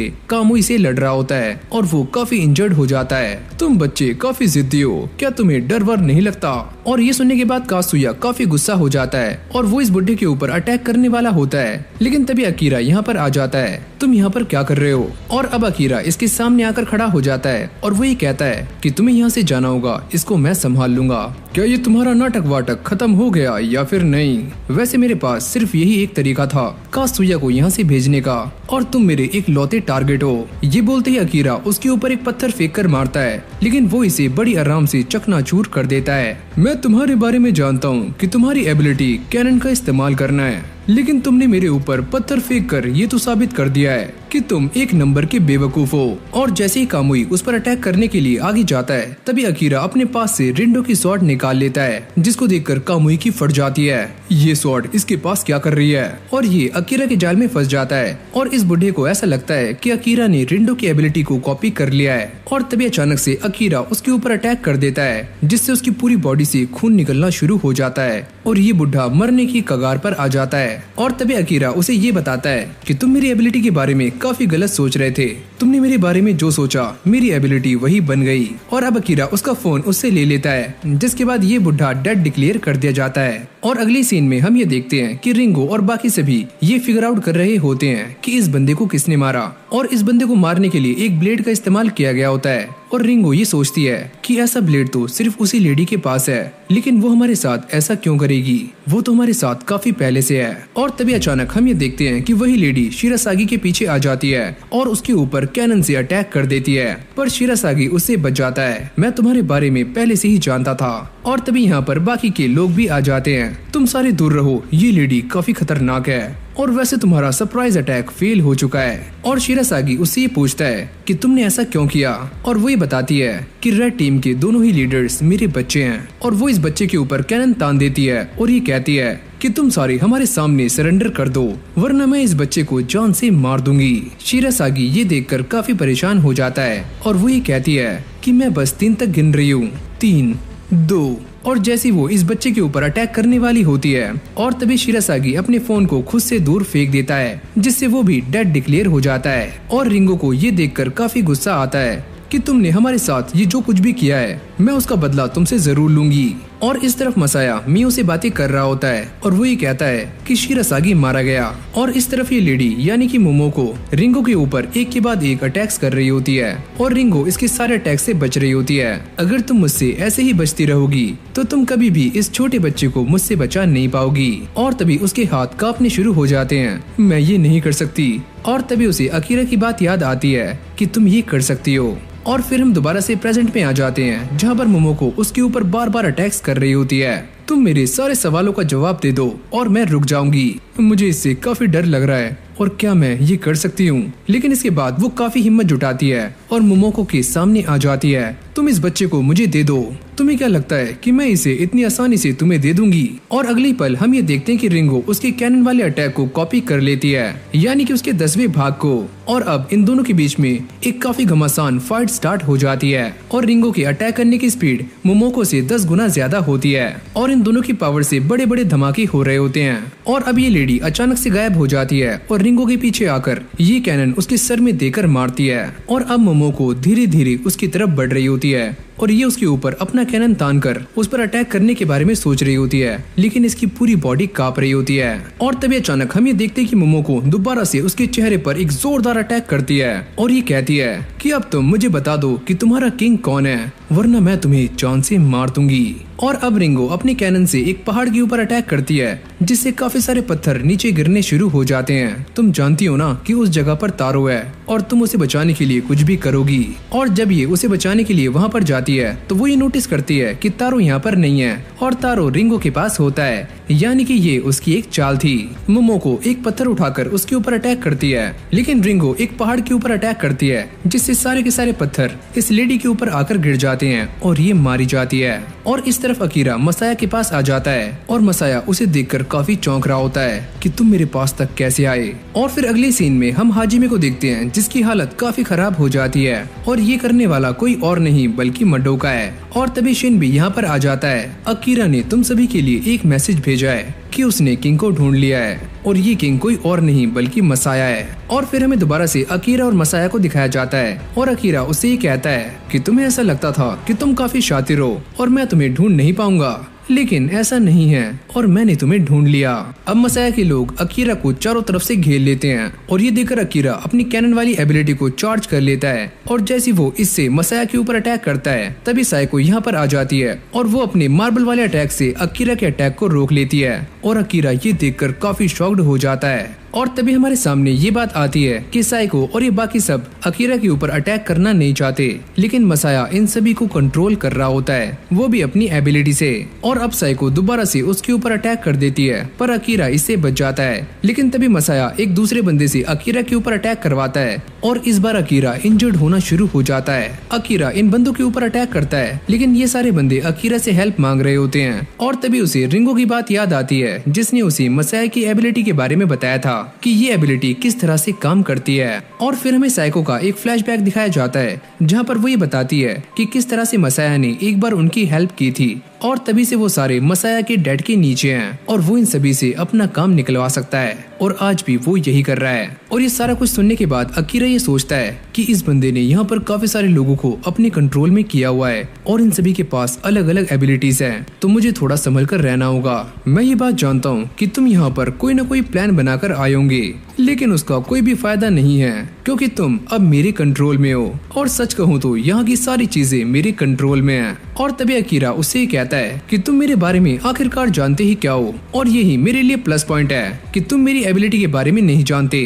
और फिर अकीरा उससे कहता है कि तुम तो इस बात को भी नहीं जानते कि तुम्हारी टीम में मेरा एक स्पाई है।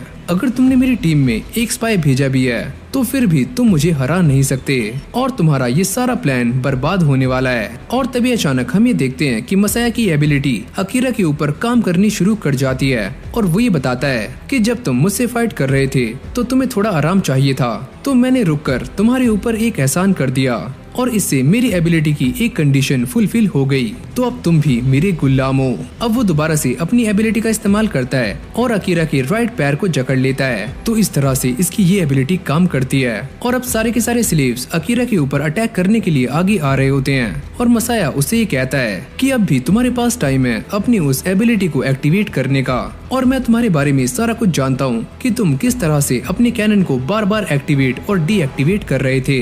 और अकीरा ये सारी बातें सुनकर काफी हैरान हो रहा होता है कि उसे इसके बारे में इतना कुछ कैसे पता, और मैं तुम्हारे बारे में ये भी जानता हूँ कि तुम्हारी असली एबिलिटी कैनन नहीं है। और अब ये सारे के सारे स्लेव्स अकीरा को पकड़ लेते हैं और मसाया उससे ये कहता है कि मैं इस बात को पहले से ही जानता था कि जब तुम अपनी उस एबिलिटी का इस्तेमाल करोगे तो हो सकता है कि तुम मेरे नजदीक आकर मुझे खत्म करने की कोशिश करो। और अब वो एक चाकू निकालकर अकीरा के पेट में घुसा देता है। तुम शुरू से मेरे कंट्रोल में थे और मैंने तुम्हारे साथ जो कुछ भी किया वो सारा कुछ मेरे प्लान का हिस्सा था। लेकिन तभी अचानक से पासा पलट जाता है और अकीरा उससे कहता है, क्या तुम्हें ऐसा लगता है कि ये सारा कुछ तुमने किया है? वैसे सच कहूँ तो ये सारा कुछ मेरे हिसाब से चल रहा है और मैंने तुम्हें मैनिपुलेट किया ताकि तुम ये सारा कुछ सोचो कि सारा कुछ तुम्हारे हिसाब से हो रहा है। और अब वो अचानक से शिरासागी की एबिलिटी को यूज करना शुरू कर देता है और ये देखकर मसाया की फटनी शुरू हो जाती है। तुम सारे वहाँ पर क्यों खड़े हो, मेरी हेल्प करने के लिए आगे आओ। लेकिन अब काफी देर हो चुकी है और अब वो मसाया के ऊपर एक जोरदार अटैक करता है जिससे मसाया की हालत काफी गंदी हो जाती है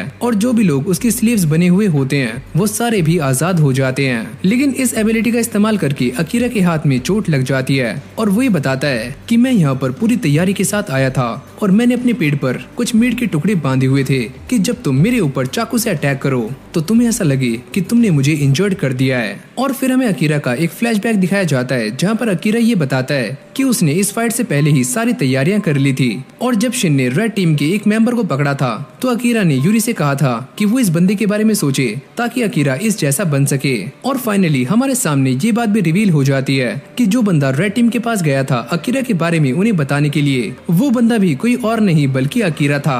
यानी कि इस बच्चे का आईक्यू लेवल सच में काफी ज्यादा है और तुम ये सोचकर काफी हैरान हो रहे होंगे।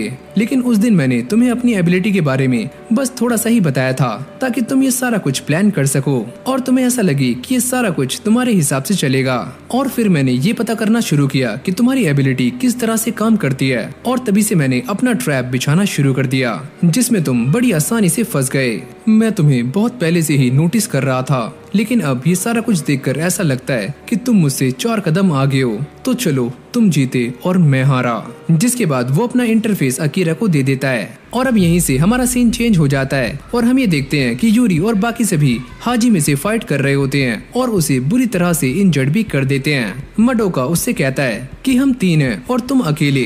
लेकिन तभी हाजी में दोबारा से खड़ा हो जाता है, लगता है मुझे मेरा आंसर अब मिल जाएगा। और तभी अचानक से वो उसके ऊपर अटैक कर देता है और एक ही मुक्के से उसके हाथ को मोड़ देता है और उसे दूर फेंक कर मारता है। उन लोगों ने मुझे हमेशा ही ये कहा है कि मैं एक इंसान नहीं हूँ और जब मुझे गुस्सा आता है तो मैं ऐसा बन जाता हूँ और मैं इसका जवाब जानना चाहता हूँ कि मैं ऐसा क्यों हूँ। और इस तरफ अकीरा ने मसाया के इंटरफेस को अपने फोन के साथ मर्ज कर लिया होता है जिससे कि वो विनर बन जाता है। लेकिन तभी मसाया अपना एक और इंटरफेस निकाल लेता है और अब कहानी पहुँच जाती है मसाया के पास्ट में जहाँ पर वो एक ऑर्फनेज के अंदर रहा करता था और हाजी में ही उसका एक पहला दोस्त बना था। और यहाँ का जो वार्डन था वो सबको ऐसा दिखाया करता था कि वो काफी ज्यादा काइंड हार्टेड है, लेकिन वो ऑर्फनेज के अंदर सभी बच्चों को काफी परेशान भी किया करता था और वो इन बच्चों को अलग अलग तरह से टोंट मारता था जिससे इन्हें काफी गुस्सा भी आता है। तुम्हारे माँ बाप ने तुम्हें यहाँ पर अकेला छोड़ दिया है और मैं तुम्हारी देखभाल इसीलिए कर रहा हूँ क्योंकि मुझे पैसे चाहिए। और फिर हम दोबारा से प्रेजेंट में आते हैं जहाँ पर हाजी में यूरी के पास जाकर उसे एक जोरदार लात मारता है और शिन भी उसे रोकने की काफी कोशिशें करता है लेकिन हाजी में उसे भी एक ही मुक्के में ढेर कर देता है। ओह, तो तुम फिर से खड़ी हो गई हो। मुझे तो ऐसा लगा था कि तुम्हारा राइट लेग टूट चुका है। कहानी फिर से पास्ट में आती है जहाँ पर ये वार्डन इन सभी के ऊपर गुस्सा कर रहा होता है कि तुम अब भी इस फेरी टेल को पढ़ रहे हो और ये फेरी टेल किसकी है। जब उसे ये पता चलता है कि ये बुक मसाया और हाजिमे की है तो वो इन दोनों को कुत्तों की तरह मारता है। तुम दोनों इस बुक को बिल्कुल भी डिजर्व नहीं करते और तुम्हें तो इस बात का एहसान मानना चाहिए कि तुम आज जो जिंदा हो वो भी मेरी वजह से। और ये बोलने के बाद वो उन दोनों की फेरी टेल बुक को कुचल देता है और ये देखकर उन दोनों को काफी गुस्सा आता है क्योंकि वो भी इस किताब की तरह ही अपना एक अलग किंगडम बनाना चाहते थे। और इस बात से हाजिमे को काफी ज्यादा गुस्सा आता है और वो साइड में रखी हुई एक प्लेट से अपने ही वार्डन को जान से मार देता है और यही बात उसके दिमाग में छप जाती है और वो ये सारी बातें बताते हुए रो रहा होता है कि जब मैं ऐसा बन जाता हूँ तो मुझे समझ नहीं आता कि मैं कौन हूँ और मुझे कुछ भी फील नहीं होता। भले ही सारे लोग तुम्हें कहते हो कि तुम एक इंसान नहीं हो, लेकिन मैं ये मानती हूँ कि तुम एक इंसान हो और मैं तुम्हें रोककर रहूंगी चाहे फिर कुछ भी हो जाए। और ये बोलते ही वो दोनों एक दूसरे पर अटैक कर देते हैं और इस अटैक का इम्पैक्ट काफी ज्यादा होता है। और तभी अचानक हम ये देखते हैं कि इन दोनों के हाथों की हड्डियां चटक जाती हैं और हाजी में उसको देखकर ही कहता है कि आखिरकार ये किस मिट्टी की बनी हुई है। और अब यूरी दोबारा से उस पर अटैक करने के लिए आगे जाती है पर जैसे ही हाजी में उसके ऊपर अटैक करता है तो यूरी पीछे हट जाती है और वो ये कहता है कि जब मैं ऐसा बन जाता हूँ तो मुझे किसी भी तरह का पेन फील नहीं होता। ये बोलने के बाद वो यूरी के ऊपर एक के बाद एक मुक्के बरसाना शुरू कर देता है पर यूरी टस से मस नहीं होती। आज तुम मरने वाली हो। और हाजी में इस बात को देखकर काफी शॉक्ड हो रहा होता है कि इसका हाथ तो पूरी तरह से टूट चुका होगा तो ये खड़ी कैसे हो पा रही है। और तभी ये दोनों पास्ट में आ जाते हैं जहाँ पर हाजी में उससे ये पूछता है क्या तुम्हें भी पेन फील नहीं होता। नहीं, ऐसा नहीं है, मुझे काफी दर्द हो रहा है, लेकिन मैं ये जानती हूँ कि तुम्हें भी दर्द होता है, लेकिन तुम इससे बच रहे हो और इससे भागना चाहते हो। और ये सुनते ही हाजिमे को भी पेन फील होना शुरू हो जाता है और प्रेजेंट में ये दोनों दोबारा से एक दूसरे पर अटैक कर देते हैं और ये अटैक भी काफी दमदार होता है और हाजिमे इस दर्द को फील कर पा रहा होता है। और तभी यूरी उससे ये कहती है कि हम दोनों एक जैसे हैं और मैं ये बात जानती हूँ कि तुम्हें भी दर्द का एहसास होता है। और अब वो काफी गुस्से में आ जाती है और हाजिमे की चेस्ट पर एक जोरदार पंच मारती है, लेकिन तभी अचानक वो ये नोटिस करती है कि किसी ने उसकी एबिलिटी को सील कर दिया है। ये मेरे साथ क्या हुआ, मेरी एबिलिटी काम क्यों नहीं कर रही है। और तभी मियो ये बताती है कि रेड टीम वालों ने 50 पॉइंट्स देकर तुम्हारी एबिलिटी को सील कर दिया है। और इसी मौके का फायदा उठाकर हाजिमे उसकी एक जोरदार पंच मारता है और उसे एक ही मुक्के में ढेर कर देता है। और अगली सीन में हम मसाया को देखते हैं और वो ये कहता है कि मैं बस मरने ही वाला हूँ, लेकिन मेरा प्लान सही तरीके से काम कर रहा है और मैंने अकीरा को बेवकूफ बना दिया और आखिरकार वो मेरे जाल में फंस भी चुका है। मसाया ने ये सारा कुछ इसलिए किया होता है ताकि वो अकीरा को बेवकूफ बना सके और अब वो अपने सारे साथियों को अपना स्मार्टफोन इसके अंदर डालने के लिए कहता है, जिससे उसे 50 MP मिल जाती हैं और वो यूरी की एबिलिटी को सील करवा देता है। और फिर हम दोबारा से हाजिमे को देखते हैं जो कि यूरी को मारने ही वाला होता है, लेकिन तभी अकीरा एक MP का इस्तेमाल करके ये अनाउंसमेंट करता है कि तुम उसे मत मारना और मैं ही ग्रीन टीम का किंग हूँ और मैं तुम्हारे पास आ रहा हूँ, तो चलो इस फाइट को 1 on 1 करते हैं। सारे लोग ये देखकर काफी शॉक्ड हो रहे होते हैं कि आखिरकार अकीरा क्या करना चाहता है। और फिर हम अकीरा को देखते हैं जो कि हाजिमे के सामने एक प्रपोजल रखता है और वो ये कहता है कि तुम यूरी और बाकी सभी को नहीं मारोगे और इसके बदले में मैं तुम्हारे पास आ रहा हूँ। अच्छा ठीक है, मैं तुम्हारी बातें मान गया। और तभी उसे मसाया की बातें याद आ रही होती हैं कि हम दोनों को मिलकर अपना एक किंगडम बनाना है। और हाजिमे उससे ये कहता है कि मुझे ऐसा किंगडम नहीं चाहिए जहाँ पर तुम मेरे साथ ना हो। और अकीरा उससे ये कहता है कि मैं वहाँ आने से पहले यूरी से बात करना चाहता हूँ, तो तुम मेरी उससे बात करवाओ। लेकिन यूरी यहाँ पर बेहोश होती है, लेकिन तभी हाजिमे उसकी एक जोरदार थप्पड़ मारता है और अकीरा से उसकी बात करवा देता है। तुम्हारे पास बहुत ही कम टाइम है मेरे पास तक आने का, तो आते वक्त कोई भी चालाकी मत करना। और फिर हमें शिरासागी को दिखाया जाता है जो कि अब भी मरा नहीं है और वो ये कहता है कि अकीरा बिल्कुल सही कर रहा है और मुझे उसके ऊपर विश्वास है। और सारे लोग यही प्रे कर रहे होते हैं कि अकीरा इस फाइट को जीत जाए, पर रेन को इन बातों से घंटा फर्क नहीं पड़ता और वो ये कहती है कि इन दोनों में से कोई भी जीते, लेकिन मुझे तो बस सरवाइव करना है, जो कि मैं कर रही हूँ। और इस तरफ मियो ये सारा टेलीकास्ट अपने CCTV कैमरास में देख रही होती है। और अब अकीरा भी हाजिमे के सामने आ जाता है और यहाँ पर फिर से 5 सेकंड का टाइमर स्टार्ट हो जाता है और हाजिमे उससे ये कहता है कि हम दोनों मिलकर जो किंगडम बनाने वाले थे वो बस एक सपना ही रह गया है। और अब वो गुस्से में आकर अकीरा के ऊपर अटैक करने के लिए आगे जा रहा होता है और वो ये कहता है कि मसाया ने मुझे इस बारे में बताया था कि कैनन तुम्हारी असली एबिलिटी नहीं है और मैं तुम्हें मारकर मसाया का बदला तुमसे ले लूंगा।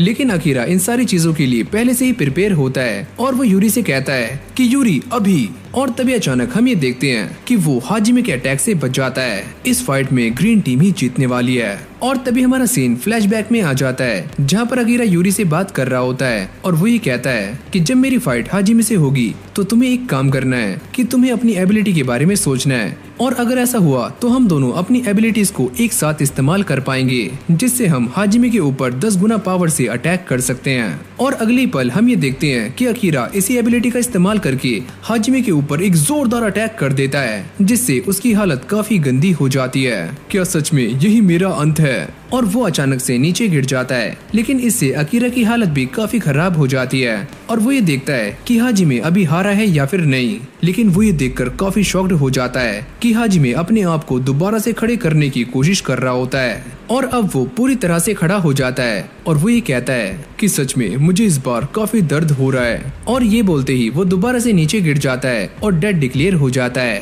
और फिर यहाँ पर सारे के सारे गार्ड्स आ जाते हैं जो कि अकीरा को देखकर तालियां बजा रहे होते हैं और मियो ये बताती है कि फाइनली इस बैटल को ग्रीन टीम ने जीत लिया है। और ये सुनने के बाद ग्रीन टीम के सारे मेंबर्स खुश होने शुरू हो जाते हैं। और तभी अकीरा यूरी से माफी मांगता है कि मुझे माफ करना कि मैं तुम्हारी हेल्प सही टाइम पर नहीं कर पाया। और ग्रीन टीम के जितने भी मेंबर्स बेहोश होते हैं वो सारे होश में आ जाते हैं। और जब अकीरा यूरी की हेल्प करने के लिए आगे जा रहा होता है तभी अचानक यहाँ पर मियो आ जाती है और वो ये कहती है अरे वाह, कॉन्ग्रेचुलेशंस कि तुम यहाँ तक पहुँच गए। लेकिन इस गेम का रिवॉर्ड लेने के लिए तुम्हें एक जगह पर जाना होगा और वहीं मैं तुम्हें बताऊंगी कि तुम्हें आगे क्या करना है। और ये सुनने के बाद अकीरा काफी शॉक्ड हो जाता है और अब ये सारे के सारे गार्ड्स उसके दोस्तों को लेकर यहाँ से जा रहे होते हैं और मियो उससे कहती है कि तुम्हें घबराने की कोई भी जरूरत नहीं है और जब तुम्हारे किंग का रोल खत्म हो जाएगा तो तुम इन सबको बाद में देख सकते हो। और हाँ, मैं तुम्हारा टावर में इंतजार कर रही हूँ, तो चलो वहीं पर मिलते हैं। और ये बोलने के बाद ये सारे लोग यहाँ से चले जाते हैं और फिर हम देखते हैं कि अकीरा नदी के पानी से अपना मुंह धो रहा होता है और वो ये सोचता है कि मैं पहले से काफी चेंज हो चुका हूँ, मैं वैसा नहीं रहा जैसे कि मैं पहले था। और तभी अचानक यहाँ पर ब्लू टीम की ओमोटो आ जाती है जो कि अकीरा को कांग्रेट्स कर रही होती है और अकीरा उसे देखकर हैरान हो जाता है कि तुम यहाँ पर क्या कर रही हो। और वो ये कहती है कि तुमने मुझसे वादा किया था कि तुम मुझे 200 पॉइंट्स दोगे और इसीलिए मैंने तुम्हारी हेल्प भी की, लेकिन मेरे पास तुम्हें देने के लिए कोई भी 200 पॉइंट्स नहीं है और यहाँ तक कि मेरी टीम भी। हाँ, मैं इस बारे में जानती हूँ कि तुम्हारे साथ क्या हुआ और वो काफी इम्प्रेसिव था जो कि तुमने किया। और जब ओमोटो अकीरा को ये बताती है कि वो सारी बातें जानती है कि अकीरा और उसकी गर्लफ्रेंड के पास एक काफी रेयर एबिलिटी है, तो ये सुनने के बाद अकीरा भी काफी परेशान हो जाता है। क्या ये सच में हमारे बारे में सारा कुछ जानती है? मुझे ऐसा लगता है कि इसे सब कुछ पता लग गया है और इसीलिए ये यहाँ पर आई है। तो चलो मैं तुम्हें कुछ दिखाती हूँ और शायद तुमने ये एबिलिटी पहले भी देखी हुई है। और ये बोलने के बाद वो अपने हाथ को एक कैनन के अंदर चेंज कर लेती है और अकीरा के ऊपर एक जोरदार अटैक करती है जिससे अकीरा काफी इंजर्ड हो जाता है। मैंने तुमसे पहले ही कहा था कि मैं इस फाइट के रिजल्ट के बारे में पहले से ही जानती हूँ और तुम्हारे ऊपर मेरे 200 पॉइंट्स कर्ज हैं जो कि मैं तुमसे लेकर रहूंगी। आखिरकार तुम मुझसे क्या चाहती हो? और ओमोटो ये बताती है कि मैं ये बात जानती हूँ कि तुम मियो से मिलने जा रहे थे और मुझे इस प्रोग्राम में कोई भी इंटरेस्ट नहीं है। मैं तो बस मियो को अपने हाथों से मारना चाहती हूँ और मैं उसे ये दिखाना चाहती थी कि मैं अब भी इस गेम के अंदर एक्टिव हूँ। और वो लास्ट में अकीरा से ये कहती है कि मुझे भी मियो के पास जाना है तो तुम मुझे वहाँ पर लेकर चलो और मैं तुमसे अब 4th प्रोग्राम में मिलने वाली हूँ। और तभी अकीरा अचानक से बेहोश हो जाता है, लेकिन जब उसकी आँख खुलती है तो वो अपने घर में होता है और वो ये सोचता है क्या मैं दोबारा से वही सपना देख रहा था और क्या मुझे दोबारा से स्कूल जाना पड़ेगा। तो वो जल्दी से अपना मुंह धोता है और ब्रेकफास्ट करके स्कूल के लिए निकल जाता है। और जब वो जाकर सिग्नल्स पर रुकता है तो तभी अचानक वही ब्लैक वैन उसके सामने आकर रुक जाती है, लेकिन इस बार उसके अंदर से कोई भी मम्मी नहीं निकलती। और अगली पल हम ये देखते हैं कि अकीरा अपने स्कूल को बंक करके गेमिंग पार्लर में चला जाता है और वहाँ पर दबकर गेम खेलता है। और वहाँ से निकलने के बाद वो किसी से मिलने के लिए जा रहा होता है और ये सोचता है कि गेम ही एक ऐसी चीज है जो कि मुझे इस लाइफ की रियलिटी से दूर रखती है। और तभी हमारे सामने ये बात क्लियर होती है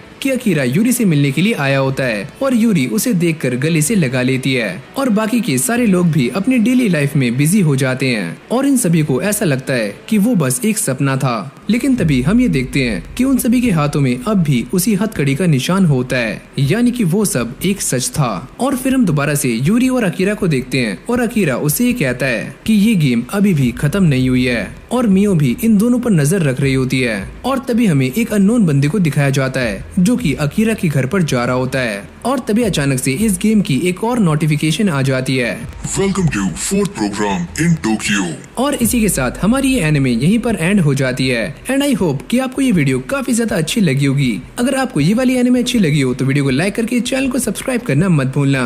और हाँ, अगर आप हमारे चैनल पर नहीं हो तो आप जाकर हमारे चैनल को भी एक बार चेकआउट कर सकते हो, जहाँ पर आपको ऐसी ही कमाल की एनिमे वीडियोस देखने को मिल जाएंगी। तो चलो फिर आज की इस वीडियो को यहीं पर एंड करते हैं और मैं मिलता हूँ आपसे एक और न्यू फ्रेश वीडियो के साथ। तब तक के लिए कीप वॉचिंग एनीसोल और हाँ, सब्सक्राइब कर लेना।